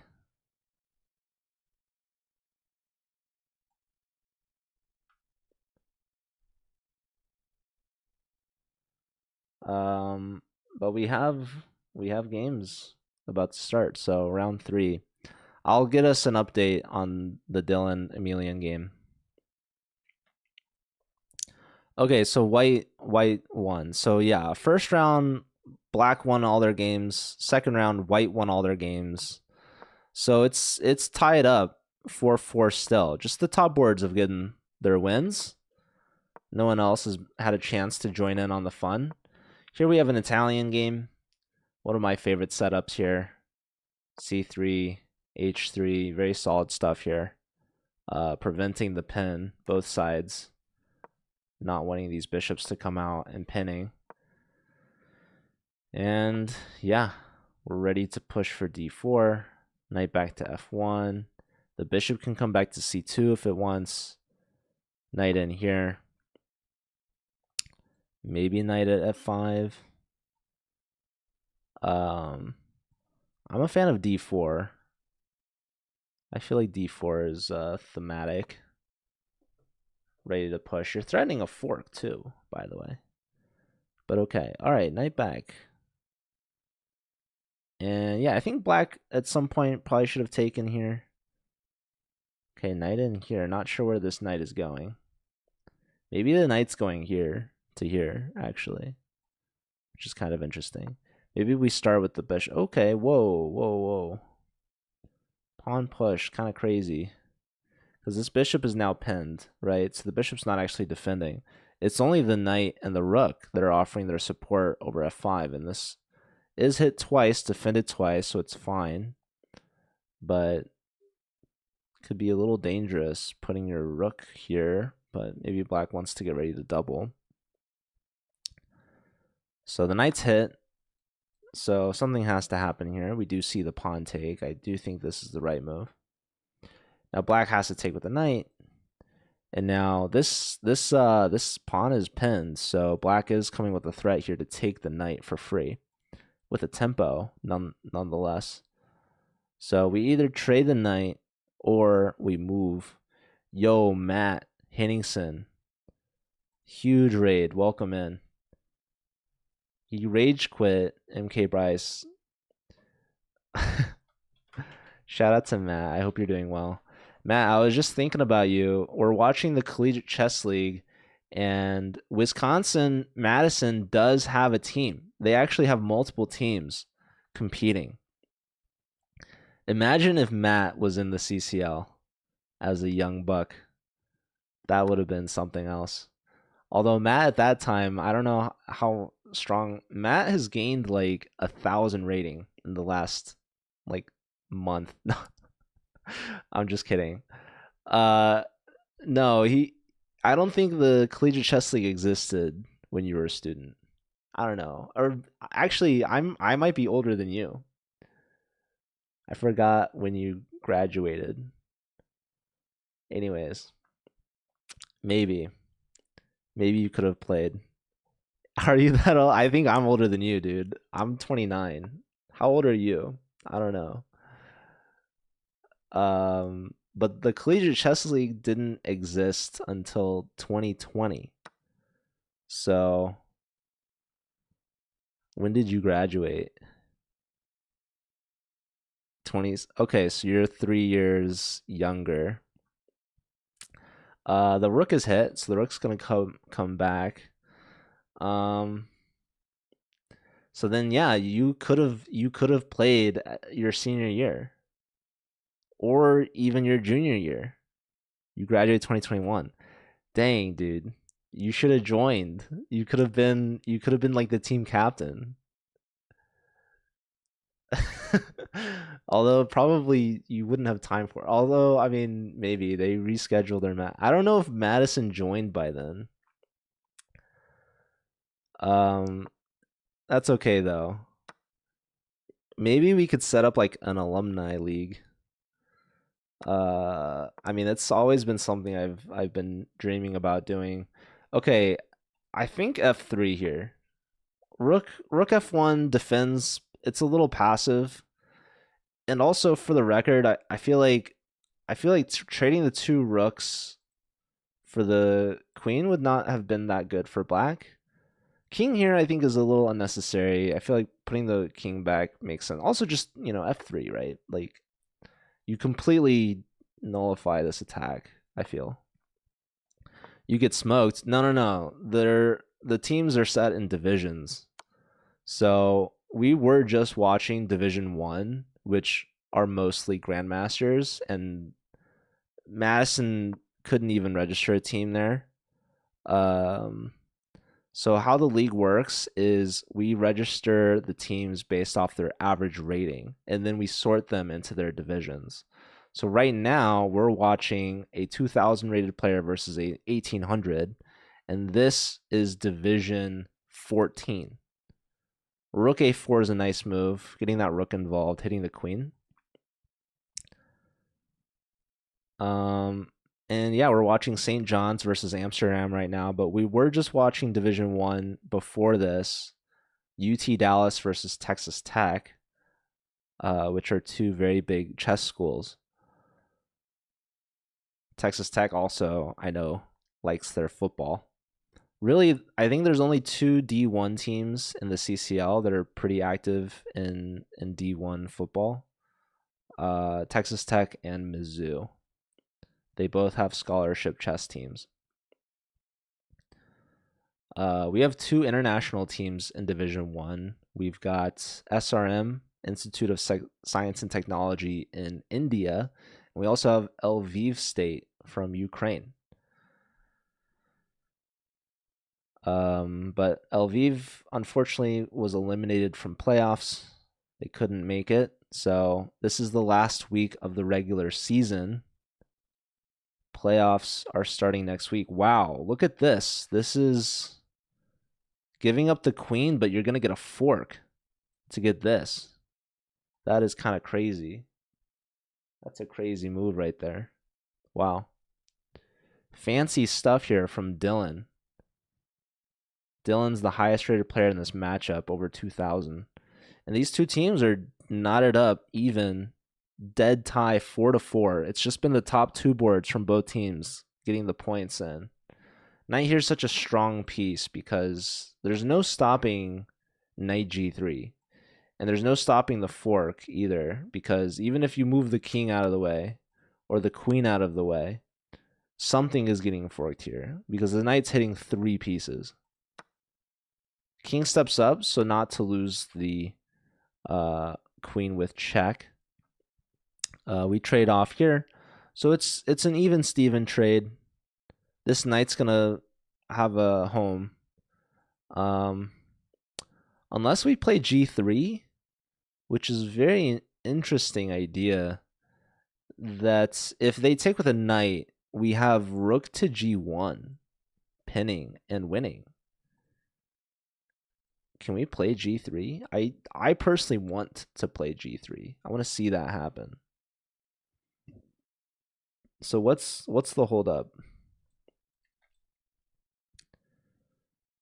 What would black do?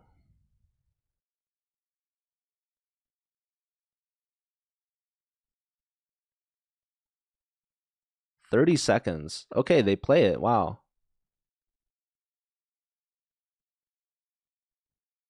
I guess the problem is black just simply they don't have to take, I guess. They just defend the rook. And then if we attack the knight, then it is hanging. But that's if black understands.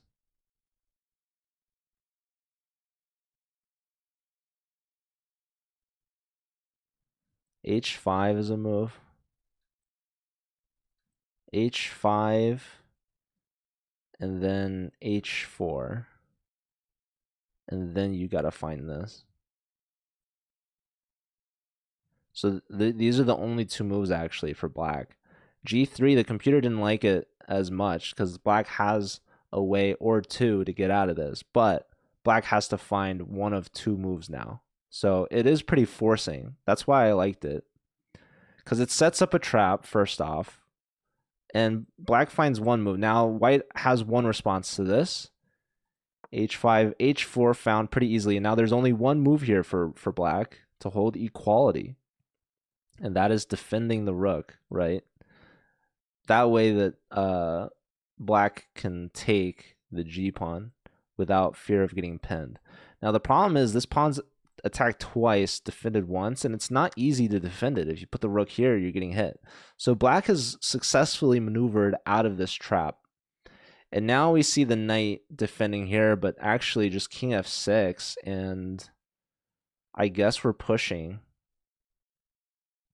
But who knows? Certainly, I don't know.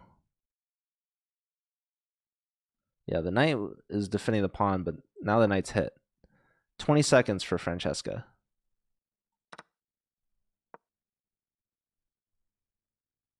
Knight comes back here. I'm surprised not rook takes, maybe. Rook takes. Knight e3, rook block. I don't know. Knight here, king steps up, defending. There is 2 seconds of increment. Let's take a look at some of the other games. Oh, we have a result here. Keegan winning their first game here with a nice mate. Yeah, knight here with a fork.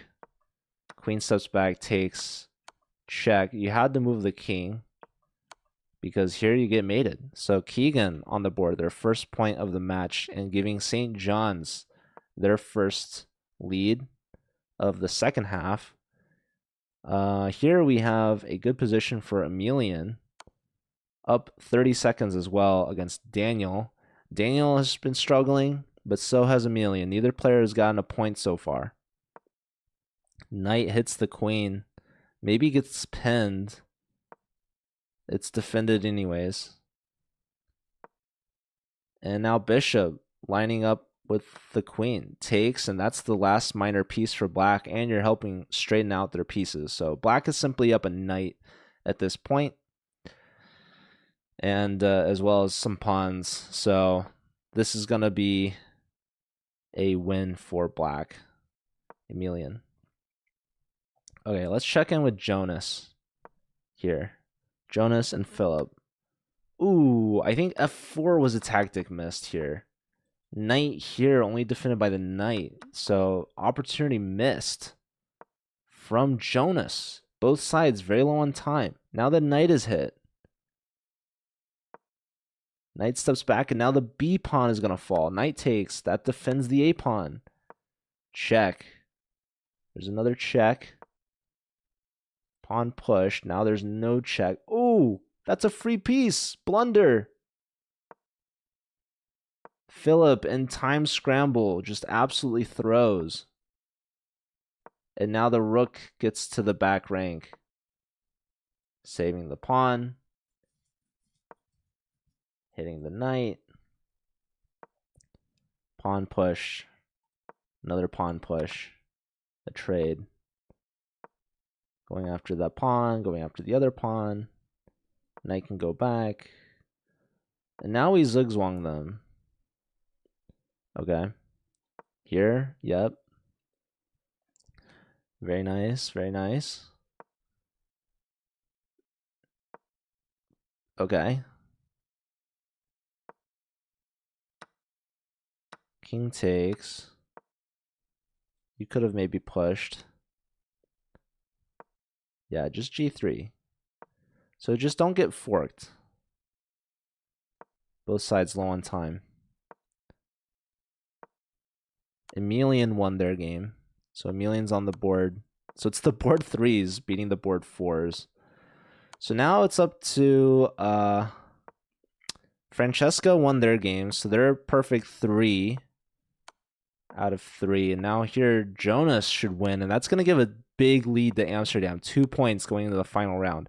Unless Black can find some crazy tactic here. Okay. Getting rid of that pesky knight. King is there, and now the G pawn will queen. Didn't even save the F pawn, didn't need it. More than enough time, plus the increment, plus the technique. So Amsterdam, their top 2 boards, taking down the top 2 boards from St. John's. Finally, the tie will be broken, and now Amsterdam will have a 2-point lead going into round 4. That's a big lead to have. They only need 8.5 points. So they need to split the final round. They could even lose the final round, 1.5 to 2.5, and still win the match. They need 1.5 points out of 4 remaining games. St. John's back against the wall. They need to have a big round 4 here. They need to win the round at least 3-1 to get to 8 points. That would force overtime. But if they do 3.5 or a sweep with 4, then they'll win outright in 4 rounds. But odds are Amsterdam's going to win this one. So we'll just have to wait and see. And we'll also be having a player interview after the match. So stick around. If you guys have any questions for any of the players, let us know. Knight here is a big question mark move. I guess there's queen here with a fork. But we don't see that. Knight steps in now to c5. Nice little outpost there.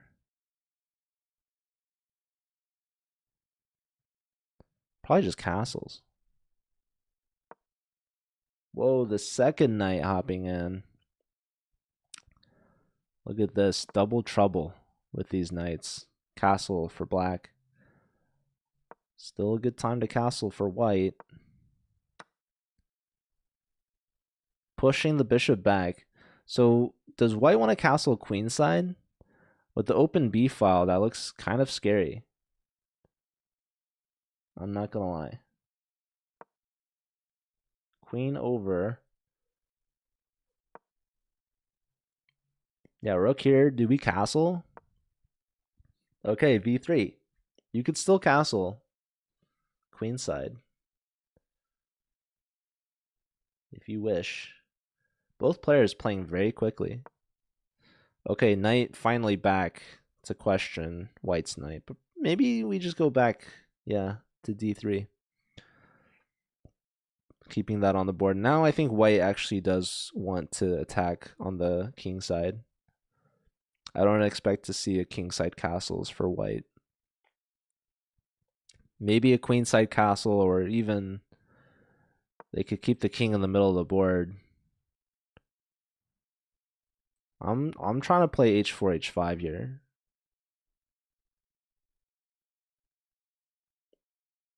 Funnily enough, the computer wants just kingside castle. The calm, cool, collected approach. I'm going all out, guns a-blazing. Open up that H file. Any way possible. Black wants to play c5. We can't really stop it. You could play knight to c5, but Then you trade, and black has a strong center, maybe. White would have doubled pawns. Jonas has been playing well. Perfect 3 out of 3. So has Francesca. It's a deadly 1-2 combo for the top 2 boards. In fact, with that win and Dylan's loss, Jonas is now actually the highest rated player in the matchup, 2002. Dylan is only 2000.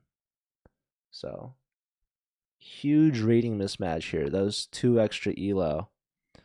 And we see Dylan taking a page out of my book, H4. And the computer doesn't like it so much, but I like it. And that's all that really matters, truly. Now, black can play C5, and they do, as they perhaps should. We take, they take. And now,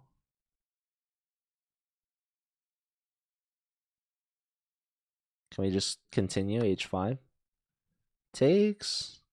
Computer says rook takes is best. Queen takes is played here, but now you can trade, and now you can castle queenside. King steps up. Says, I don't care about the rooks. I can do it on my own. I'll do it myself.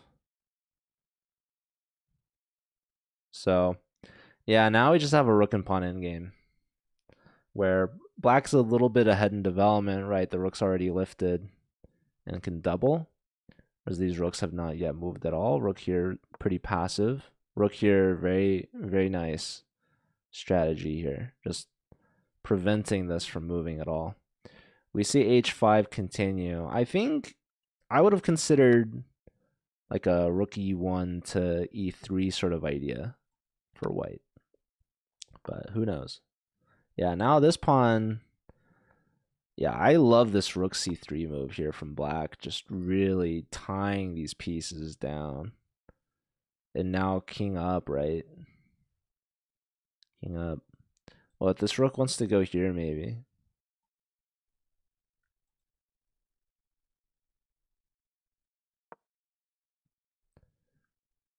Pawn's doubled. Yeah, the computer doesn't like this. Yeah, rook A4 is nice. Right, and now you're forcing black maybe to be a little passive. Maybe. Yeah, rook back here. I was going to say if the other rook went, then we could just take. But I guess they could take. I don't know. I don't know. So, yeah, rook back, and now this pawn can maybe push. Or maybe you go 2 spots. Because a pawn can do that. But now black maybe passes.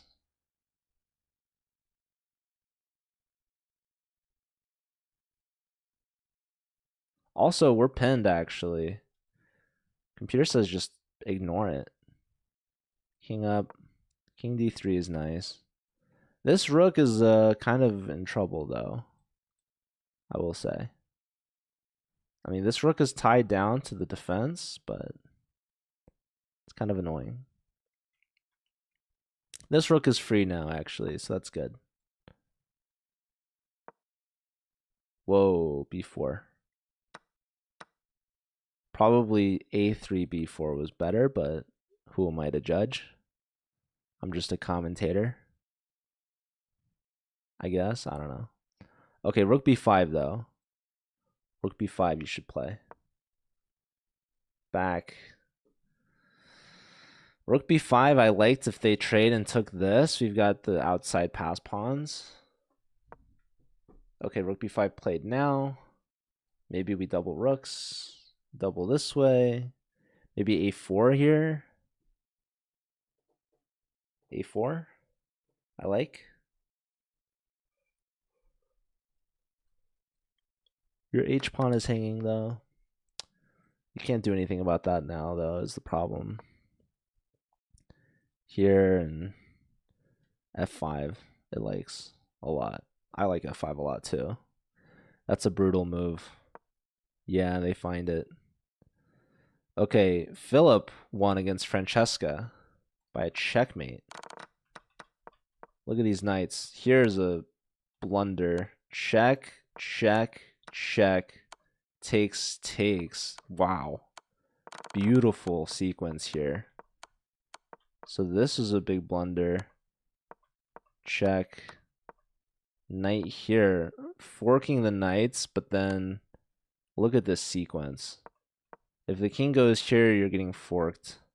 Here, rook takes. And now knight check, forcing knight takes with the discovery.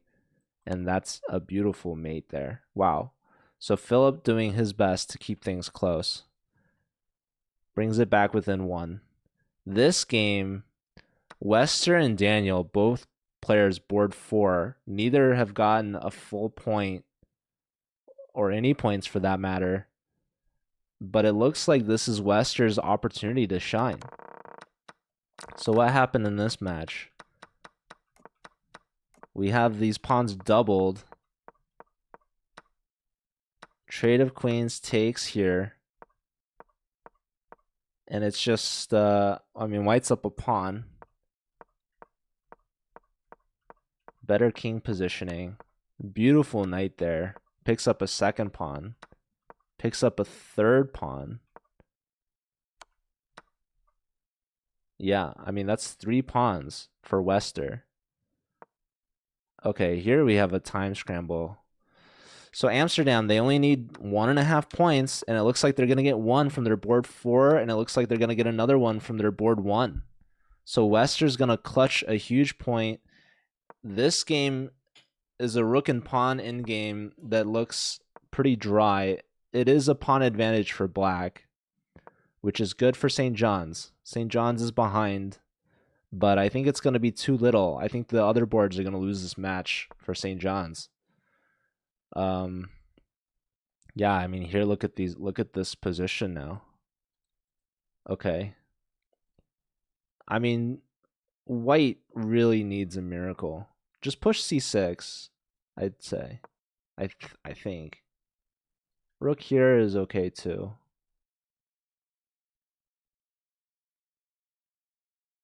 D3 blunders immediately. So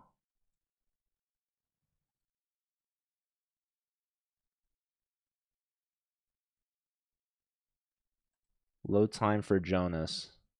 Less than a minute. Wow, finds the right move here. Brings the king over.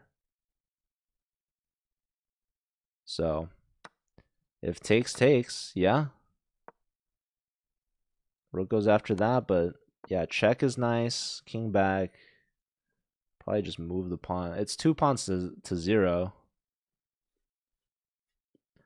So black just has to push and convert, but Jonas down to 30 seconds. Maybe they mess up. Okay, Keegan is winning this now, actually. They traded rooks for some reason. Yeah, you should not trade rooks when you're down a pawn. Because as you can imagine, a pawn down in-game with just pawns is losing. So this will be a point for St. John's, but I think it's going to be a little too late.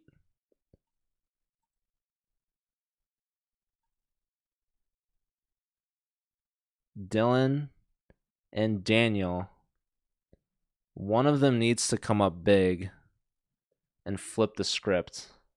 Otherwise, their team is going to lose. Amsterdam, they're on the brink of victory. They need 1.5 points. And they have 2 games where they're completely winning. This game, Wester, with the white pieces, up, 3 pawns here to nothing. Yeah, 3 pawns. 3 pawn advantage and a 2 pawn advantage here. So, but black is low on time. So is Wester. The St. John's players, they got to get this to a time scramble, which they do. Here, yeah, this king is practically cooked. This is going to be... Was this not just mate in 1? That was mate in 1. Push? That was mate in 1, right? Yeah, wow. Rook h1 was missed. Now it's found. This game's not over yet somehow. That's going to be a skewer. This rook's going to be hanging. Yeah, it brings the rook back. Where's the mate? Yeah, just trading. Look at all these pawns, dude. Both players are dreaming for like a stalemate or something. Okay, so Keegan won his game. It literally ties it up, but I think it's too little too late. White is trying to get a draw here. Dylan's going for the skewer. Check. Block. Good move. Gets behind the pawn, but the pawn's going to push. This king is so safe. King here, maybe, but check. King has to go to e1. Rook here. Oh, here. Well, check now. There's got to be some stalemate tricks. Check again, of course. Check. King here. Rook. Check. Just keep checking him. Check him. Check. There you go. Where's a stalemate? Where's a stalemate? I don't know. Whoa. Why would you do that? Why wouldn't you push your pawn? Just push. Don't. Oh my god, he's gonna threefold? Check? Black's gonna throw. Don't flag. 4 seconds. Just keep checking him. King here. Rook here. What? What is this move? Take it! What on earth? No way! He just played rook e7 and then flagged him. Absolutely diabolical. And we're gonna see overtime. What a move from Dylan. Holy smokes. That is actually unbelievable. No way he just did that. What on earth, dude?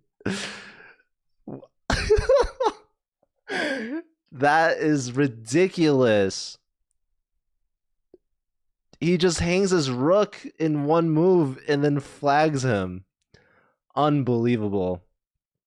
Jonas has to be beside himself right now. I mean, that was in the bag for Amsterdam on a silver platter.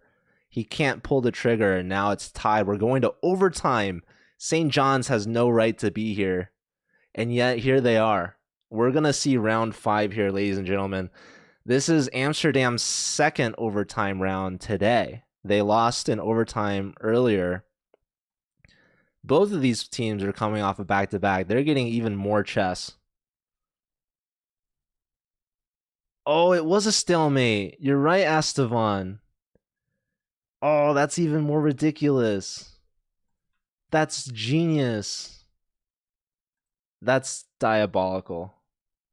That is unbelievable. I mean, a draw would have been enough. He could have taken it, drawn the game, and won the match. But maybe he didn't know the score. I don't know. A draw would have been fine. He flagged. Like, if he takes, it's the last piece. Even if he flags with no pieces, it's a draw. So, unbelievable stuff. We're going into round 5 here. Now, they have the same pairings as round 4, but they swap colors. And it's 3 plus 2 instead of 5 plus 2. So there's 2 less minutes for both sides. It's a bit faster blitz. And it's going to be even more exciting. Everything is on the line now.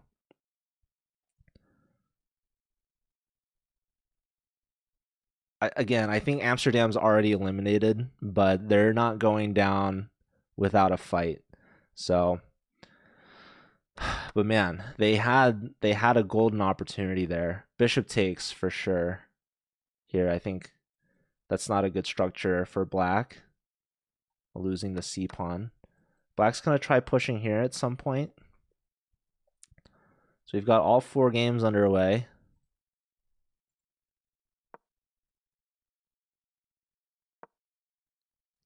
Knight perhaps looking to dive in here. Rook takes is a very interesting exchange sacrifice. Not sure if it's any good. Yeah, sure enough, the computer says it's its favorite move. Queen steps over instead, defending the e-pawn. But exchange sacrifice would have been interesting. Okay, this knight should move. We're never taking here, triple isolating our pawns. That is not an option here for Dylan. Knight hits the queen. Queen's got to move. Queen could target the d pawn. One of these two moves here. Otherwise, it's got to come home. So, okay, queen b4. A little bit of pressure. Wow, takes on b5. I would take on d6 here. Although taking on d6, you maybe get skewered. So just taking here. Hitting the b pawn. Okay, rook takes is a big threat here.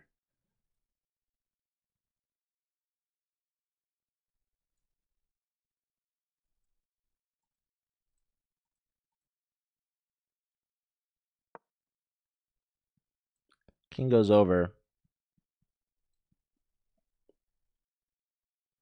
This is top recommendation here. Exchange sack.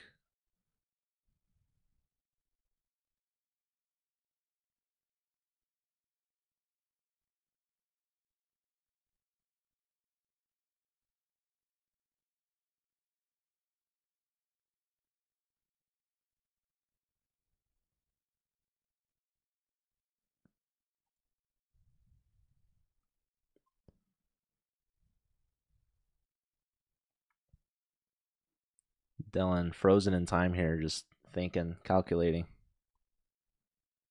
Oh my god, this game already. Wait, Daniel disconnected? The Italian stallion?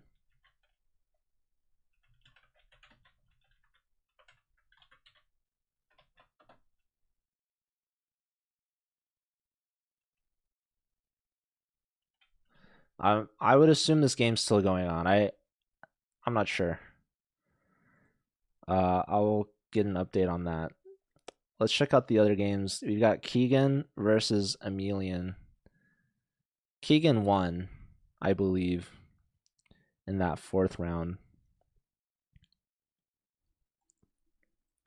This is also a crazy amount of time being spent.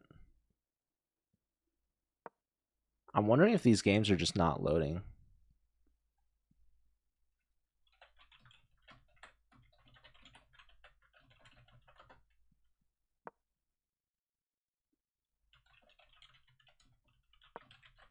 Okay, this game is moving. So Francesca is just slow.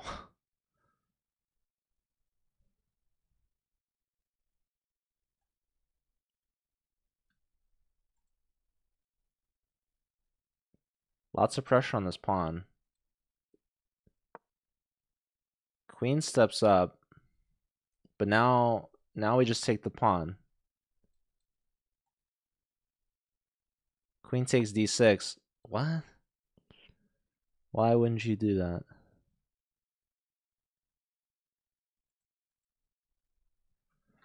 There was a really interesting idea. Queen takes, if rook here, we have this idea. Rook takes e5. The idea being that if takes, we take, and if takes, then we take. And that's pin. So that would have been a beautiful idea. So if king here, we take. If block, then we can take here if we want. So that was an opportunity missed for white. White did not take on d6. They instead played knight to d5, traded queens. Now they take on d6. So white's still better here. Francesca's doing well. I would feel terrible if Amsterdam doesn't win this match, but Amsterdam, they were crushing in round 4, and they're crushing yet again. Jonas looks like they're winning this game here with the white pieces just infiltrating. Dylan took, for whatever reason, dropped a knight here. Ooh, trading knights here is very, very bold, but okay, you forced the rook off the board. I don't know why the knight went to g1, but okay. Queen's hitting the e pawn. Queen steps up. Maybe check now, and the d pawn is going to be falling. Check.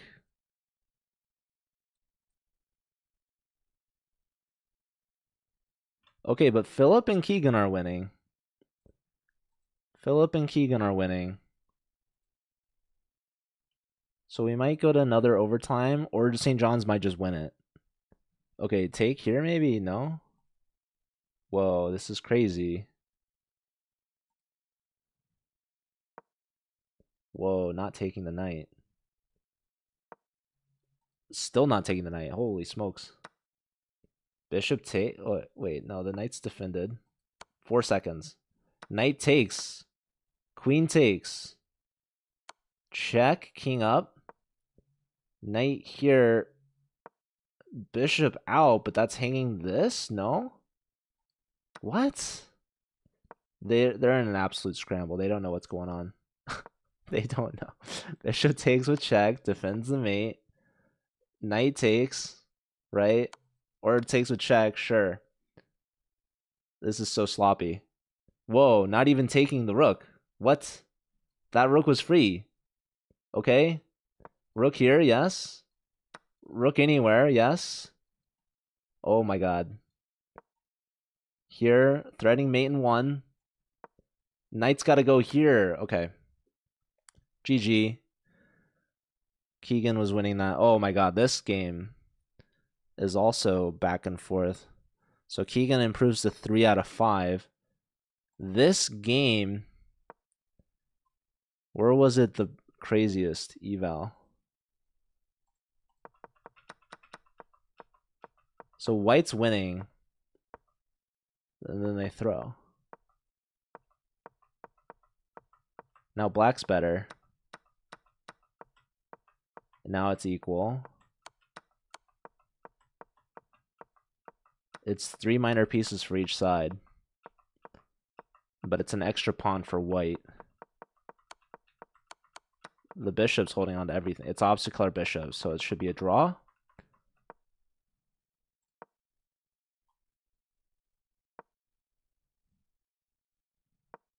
Dylan lost to Jonas. So Jonas gets his revenge with a mate. Oh, what just happened? Oh, the king's going to break through. Takes. Make sure to keep that a pawn. Wow. Black's going to have to give up the bishop. This is going to be a 1 game for Francesca. Huge result for Amsterdam. Philip missing out on the opportunity. The king has to come over and just help pawn. You win the bishop, and then you win the game. So what happened in this Daniel game?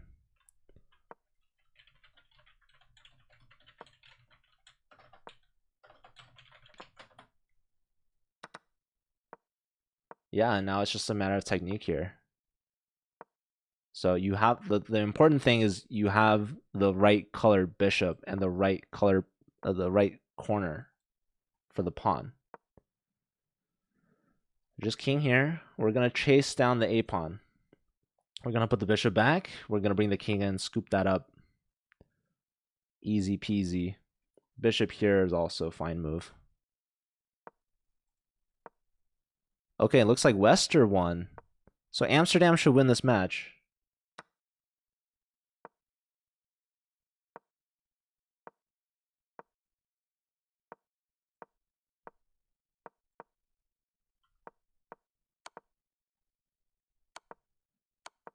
Just don't lose on time, I guess. Although you can't really. Even a stalemate, I think, is good for Amsterdam at this point.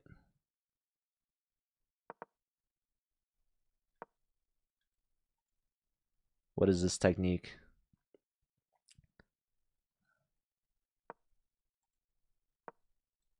Yep, this is good. So king here. Mate next, no matter what. Also good. GG. Wow. So Amsterdam, a sloppy round four. Really just, I mean, Jonas flagged, but they get the job done nonetheless. St. John's, I mean, credit to Dylan for fighting that position down 2 pawns to flag Jonas, but they couldn't quite get the comeback they needed in overtime. But St. John's, I believe, still is making playoffs. Amsterdam, despite the win, I think they're eliminated still. But we'll have to see. Yeah, Nova, maybe you could play for another one. Um, but yeah, crazy match, crazy round four. Between Dylan and Jonas. Let's look at their round five overtime matchup here. We watched, yeah, White's queen was just gobbling up all the pawns, pushing this pawn through, and this here is a blunder. So what needed to happen apparently is rook a7 or rook f to b8, but instead rook takes and this knight just falls. So White wins a piece, forces the rooks off, gets the queen in, just gobbling more and more stuff. This gets really scary, actually, but luckily there's all these checks. You could have played queen h2. Check, check, check, check. Now queen h2. Queen here. Check. Here, this blunder's apparently a draw. This blunders, though, c4 likes. And then this is a huge blunder, blundering a selfmate.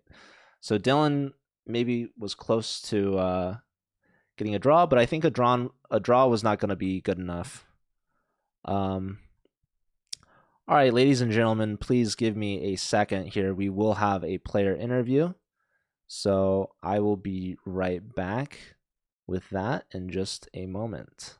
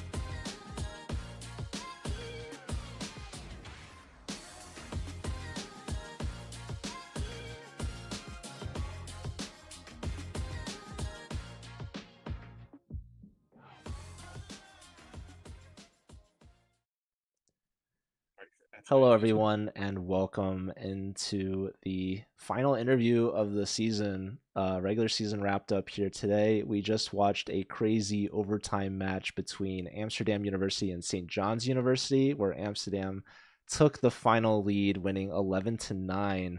I'm joined by their board three, Emilian. Welcome. Hello, yes. Glad to be here. And it was a very intense match, yes. Yeah, and you guys actually played two matches today. Is that right? Yes, and both went to the tiebreakers, so quite intense day. Yeah, and you guys, I saw lost that to Western, who are Yeah. atop of your division. So that was really close there at the end. Do you know if you made playoffs, or do you think you're just short?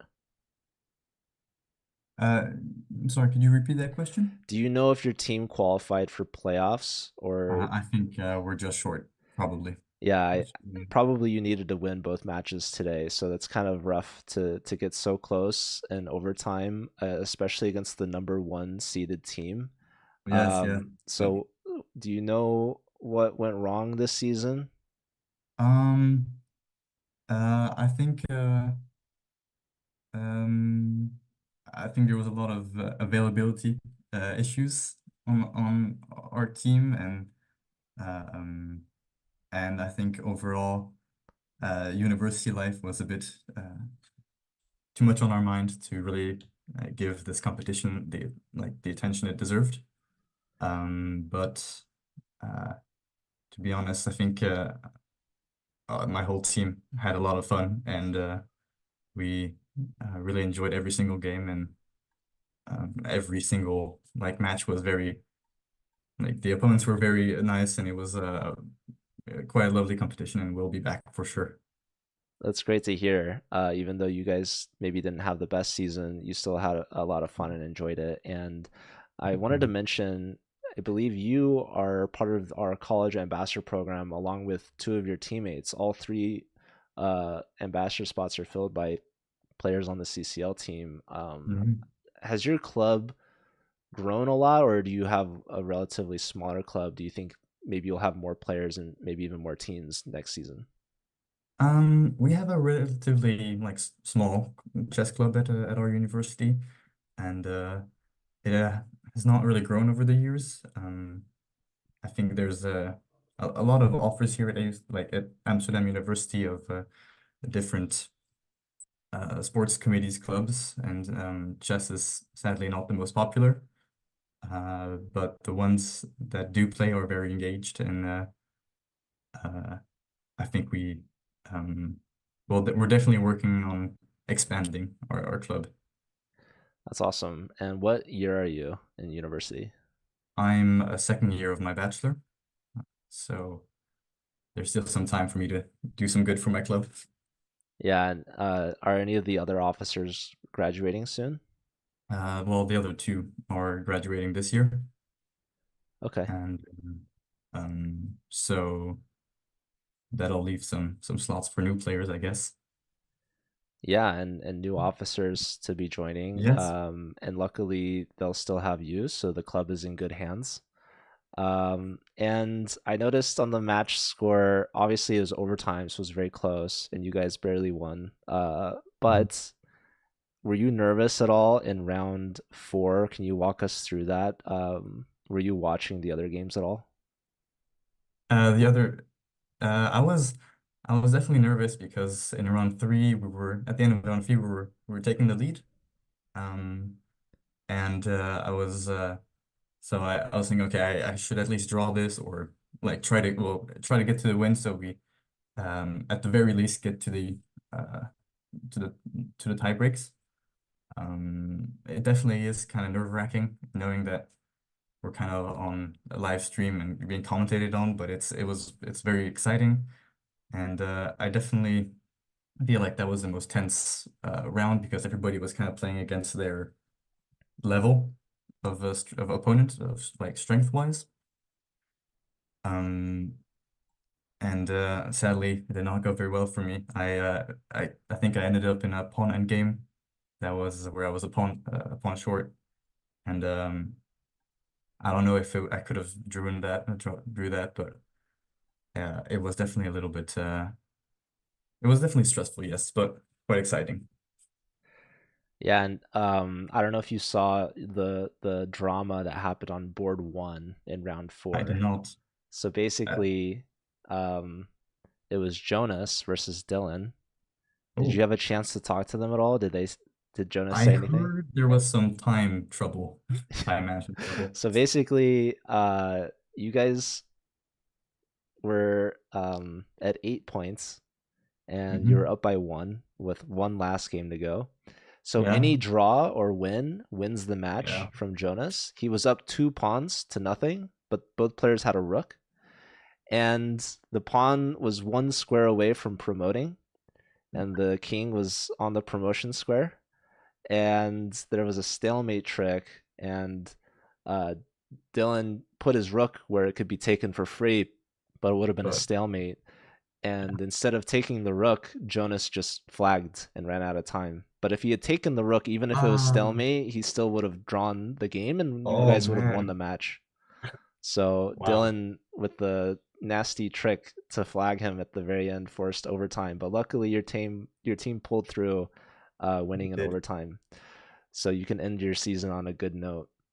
Yes. And I sadly did not perform very well on this game, but I'm very proud of my team for pulling through this whole game.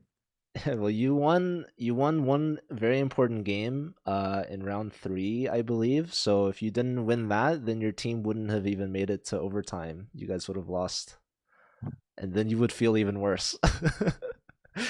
um, But I feel great. yeah, no, it's good. You guys win, and I really appreciate you and your team. And is there anything that you want to say to your teammates while you're here? Well, I'm very happy that we all got to like experience this together, and we participated in the last in the fall season where we ended up like third place like in total. And I hope to well, I'm very proud of everybody for playing how they played, and I hope to see them in the next uh college league championship or Yeah, uh, yeah, our next exactly. season will be in the spring season. It's going to start Yes. in February, probably announce it late December or early January. And obviously, you guys are welcome back. And I appreciate it. Maybe we'll get some more teams from the Netherlands joining. Yes, we will. That would be very nice to see. Yeah, it's pretty much US dominated, right? It's like half the league. Okay. Um, so it's not entirely US, but there's a lot of international teams. I think you guys are in Group A, so you're mostly playing American teams. But if you were in Hmm. Group B, you'd probably be playing mostly international teams. Yeah, that's very So nice. yeah, we have 27 different countries represented Wow. in the league right now. So we're happy to have the Netherlands, which is only one of 2 countries in Europe that I visited. Okay. So I was at TwitchCon EU. I don't know if you heard about that. That was in Rotterdam. I might have, yeah. It was like That's really either nice. May or June. Um, but yeah, I'd love to go back and visit. I know Amsterdam was a lot of fun. Uh, and I don't know, maybe you can visit the US sometime. Definitely. Love that. Lots of chess here. I live in St. Louis, so there's Oh, always yeah, okay. That's fun chess events going on. All right. Well, thank you, Emilian. I'm going to let you go. Congratulations on your match win, and looking forward to having your team join us again next season. yes, looking forward to be there and well dominating our bracket. All right. Good luck. Exactly. Bye. Thank you. Bye-bye. All right. That was Emilian. But we might have actually another player joining us. So stay tuned. Hold on, you guys. Let me see if I can pull up. Give me 1 second, okay? I'll take a break real quick.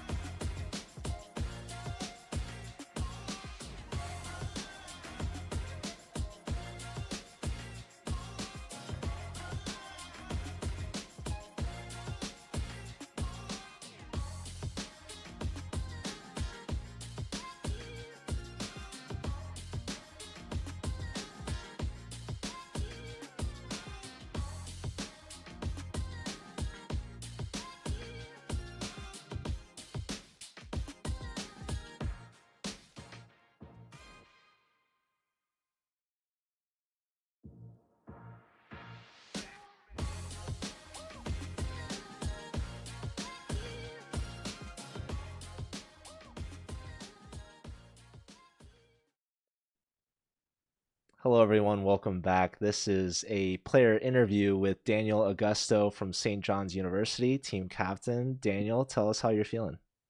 Uh, it was a tough game, tough loss. I need some water, please. Yeah, so you guys lost in overtime. That was a heartbreaker, very close match. Walk us through how Yeah, you're feeling. terrible.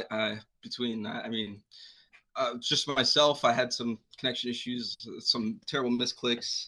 Dylan with the awesome, the best game I've ever seen in my life. I need more water, please. Sorry. Got to stay hydrated out there. I know you lost a Yeah, lot of I'm out of breath. electrolytes. Division 14. Shout out to Amsterdam. Amazing work. They played a hell of a game.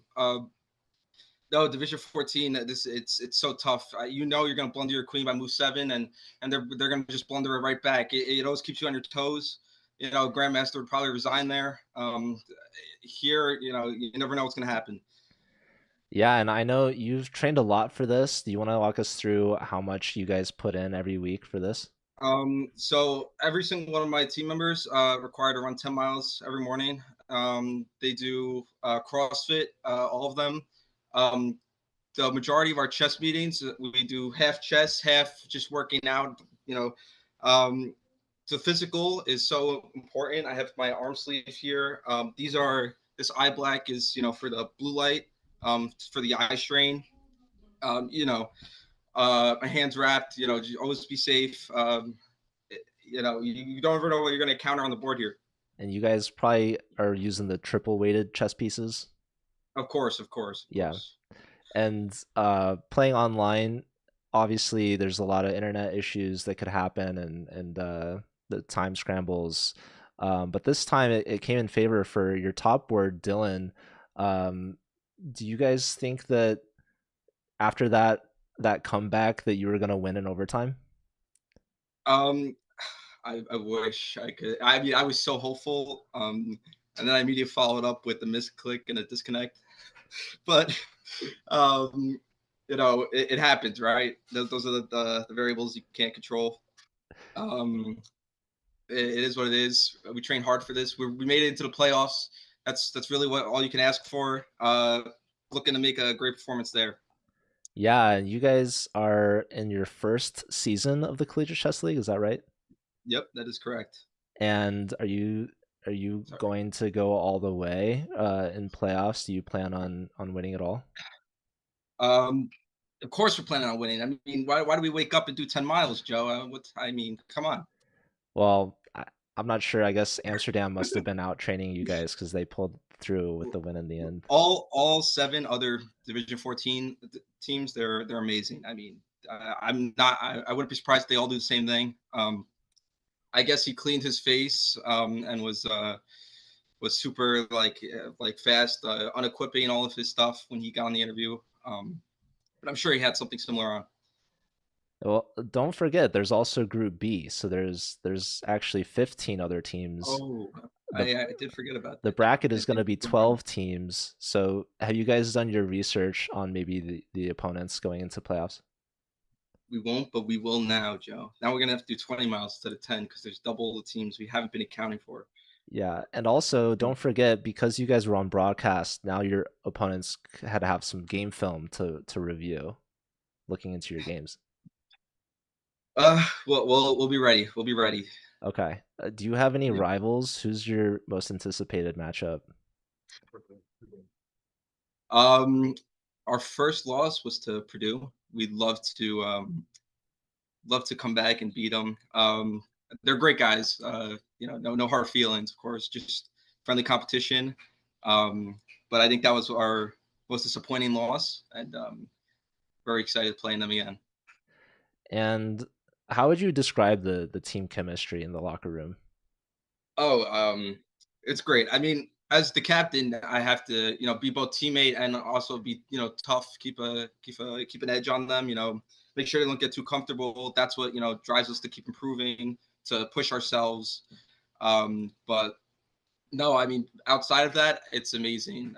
I'd say no better team would I hope for this season. Okay. And would your teammates say the same about you? Um, I'm 100% sure, but I'm after just today's performance, I don't know. Yeah, It was a how rough do you one. were you just a little nervous, or do you think it was too much running before the hand? Um, Definitely my heart rate's up. I I between misclicks and disconnects. But I also, sometimes half the games I was outplayed for sure. Um, but yeah, no, it's what it is. Yeah. We'll move forward and do better. Yeah, it's good to get it out of the way, and as you said, your team qualified for playoffs already, so this loss at the end Yeah. of the day isn't going to be too detrimental to the team. So all that matters now, you have a couple rounds ahead of you. It's single elimination, so you got to get rid of those blunders and mistakes now. So getting all the jitters out really important, and you guys have a couple rounds left before we go into the Thanksgiving break. And then we'll have our winter break, and then the next season will start. So, do you guys think you'll be registering more teams? Do you think you'll be recruiting more players? Yeah. This first semester, we started with everything. It's our first semester as a club, even at St. John's. So a lot to build, a lot more interest, as the semester's gone on. Obviously, we had to sign up early, so we couldn't, register as many people or people that wanted to play. Um, but yeah, in the future, definitely expect a bigger presence from us. Awesome. And we have a couple of your teammates, it seems, in the chat, a couple fans. We've got Rislane Maxwell as well as Phil, who said that you guys should have ran 15 miles. Is that part of your job as a captain to inspire your team to do better, even though Um, they are the ones that all went 3 out of 5? Yeah, no, Phil did great. That's Phil played on my team today. Rizane, I don't know who that is, but I'm glad to have fans, so many fans. Shout out to all of them, means a lot. Just all the support keeps me going. I'm making Phil run more than 15 miles. So, yep. Okay. Well, it sounds like you guys have a lot of work ahead of yourselves. Really appreciate you giving the time and the energy into this, not only the match, but also doing the interview. And I want to wish you good luck as well in the drafts going pro. Yep. Thank you so much, Joe. All right. Well, best of luck in the playoffs.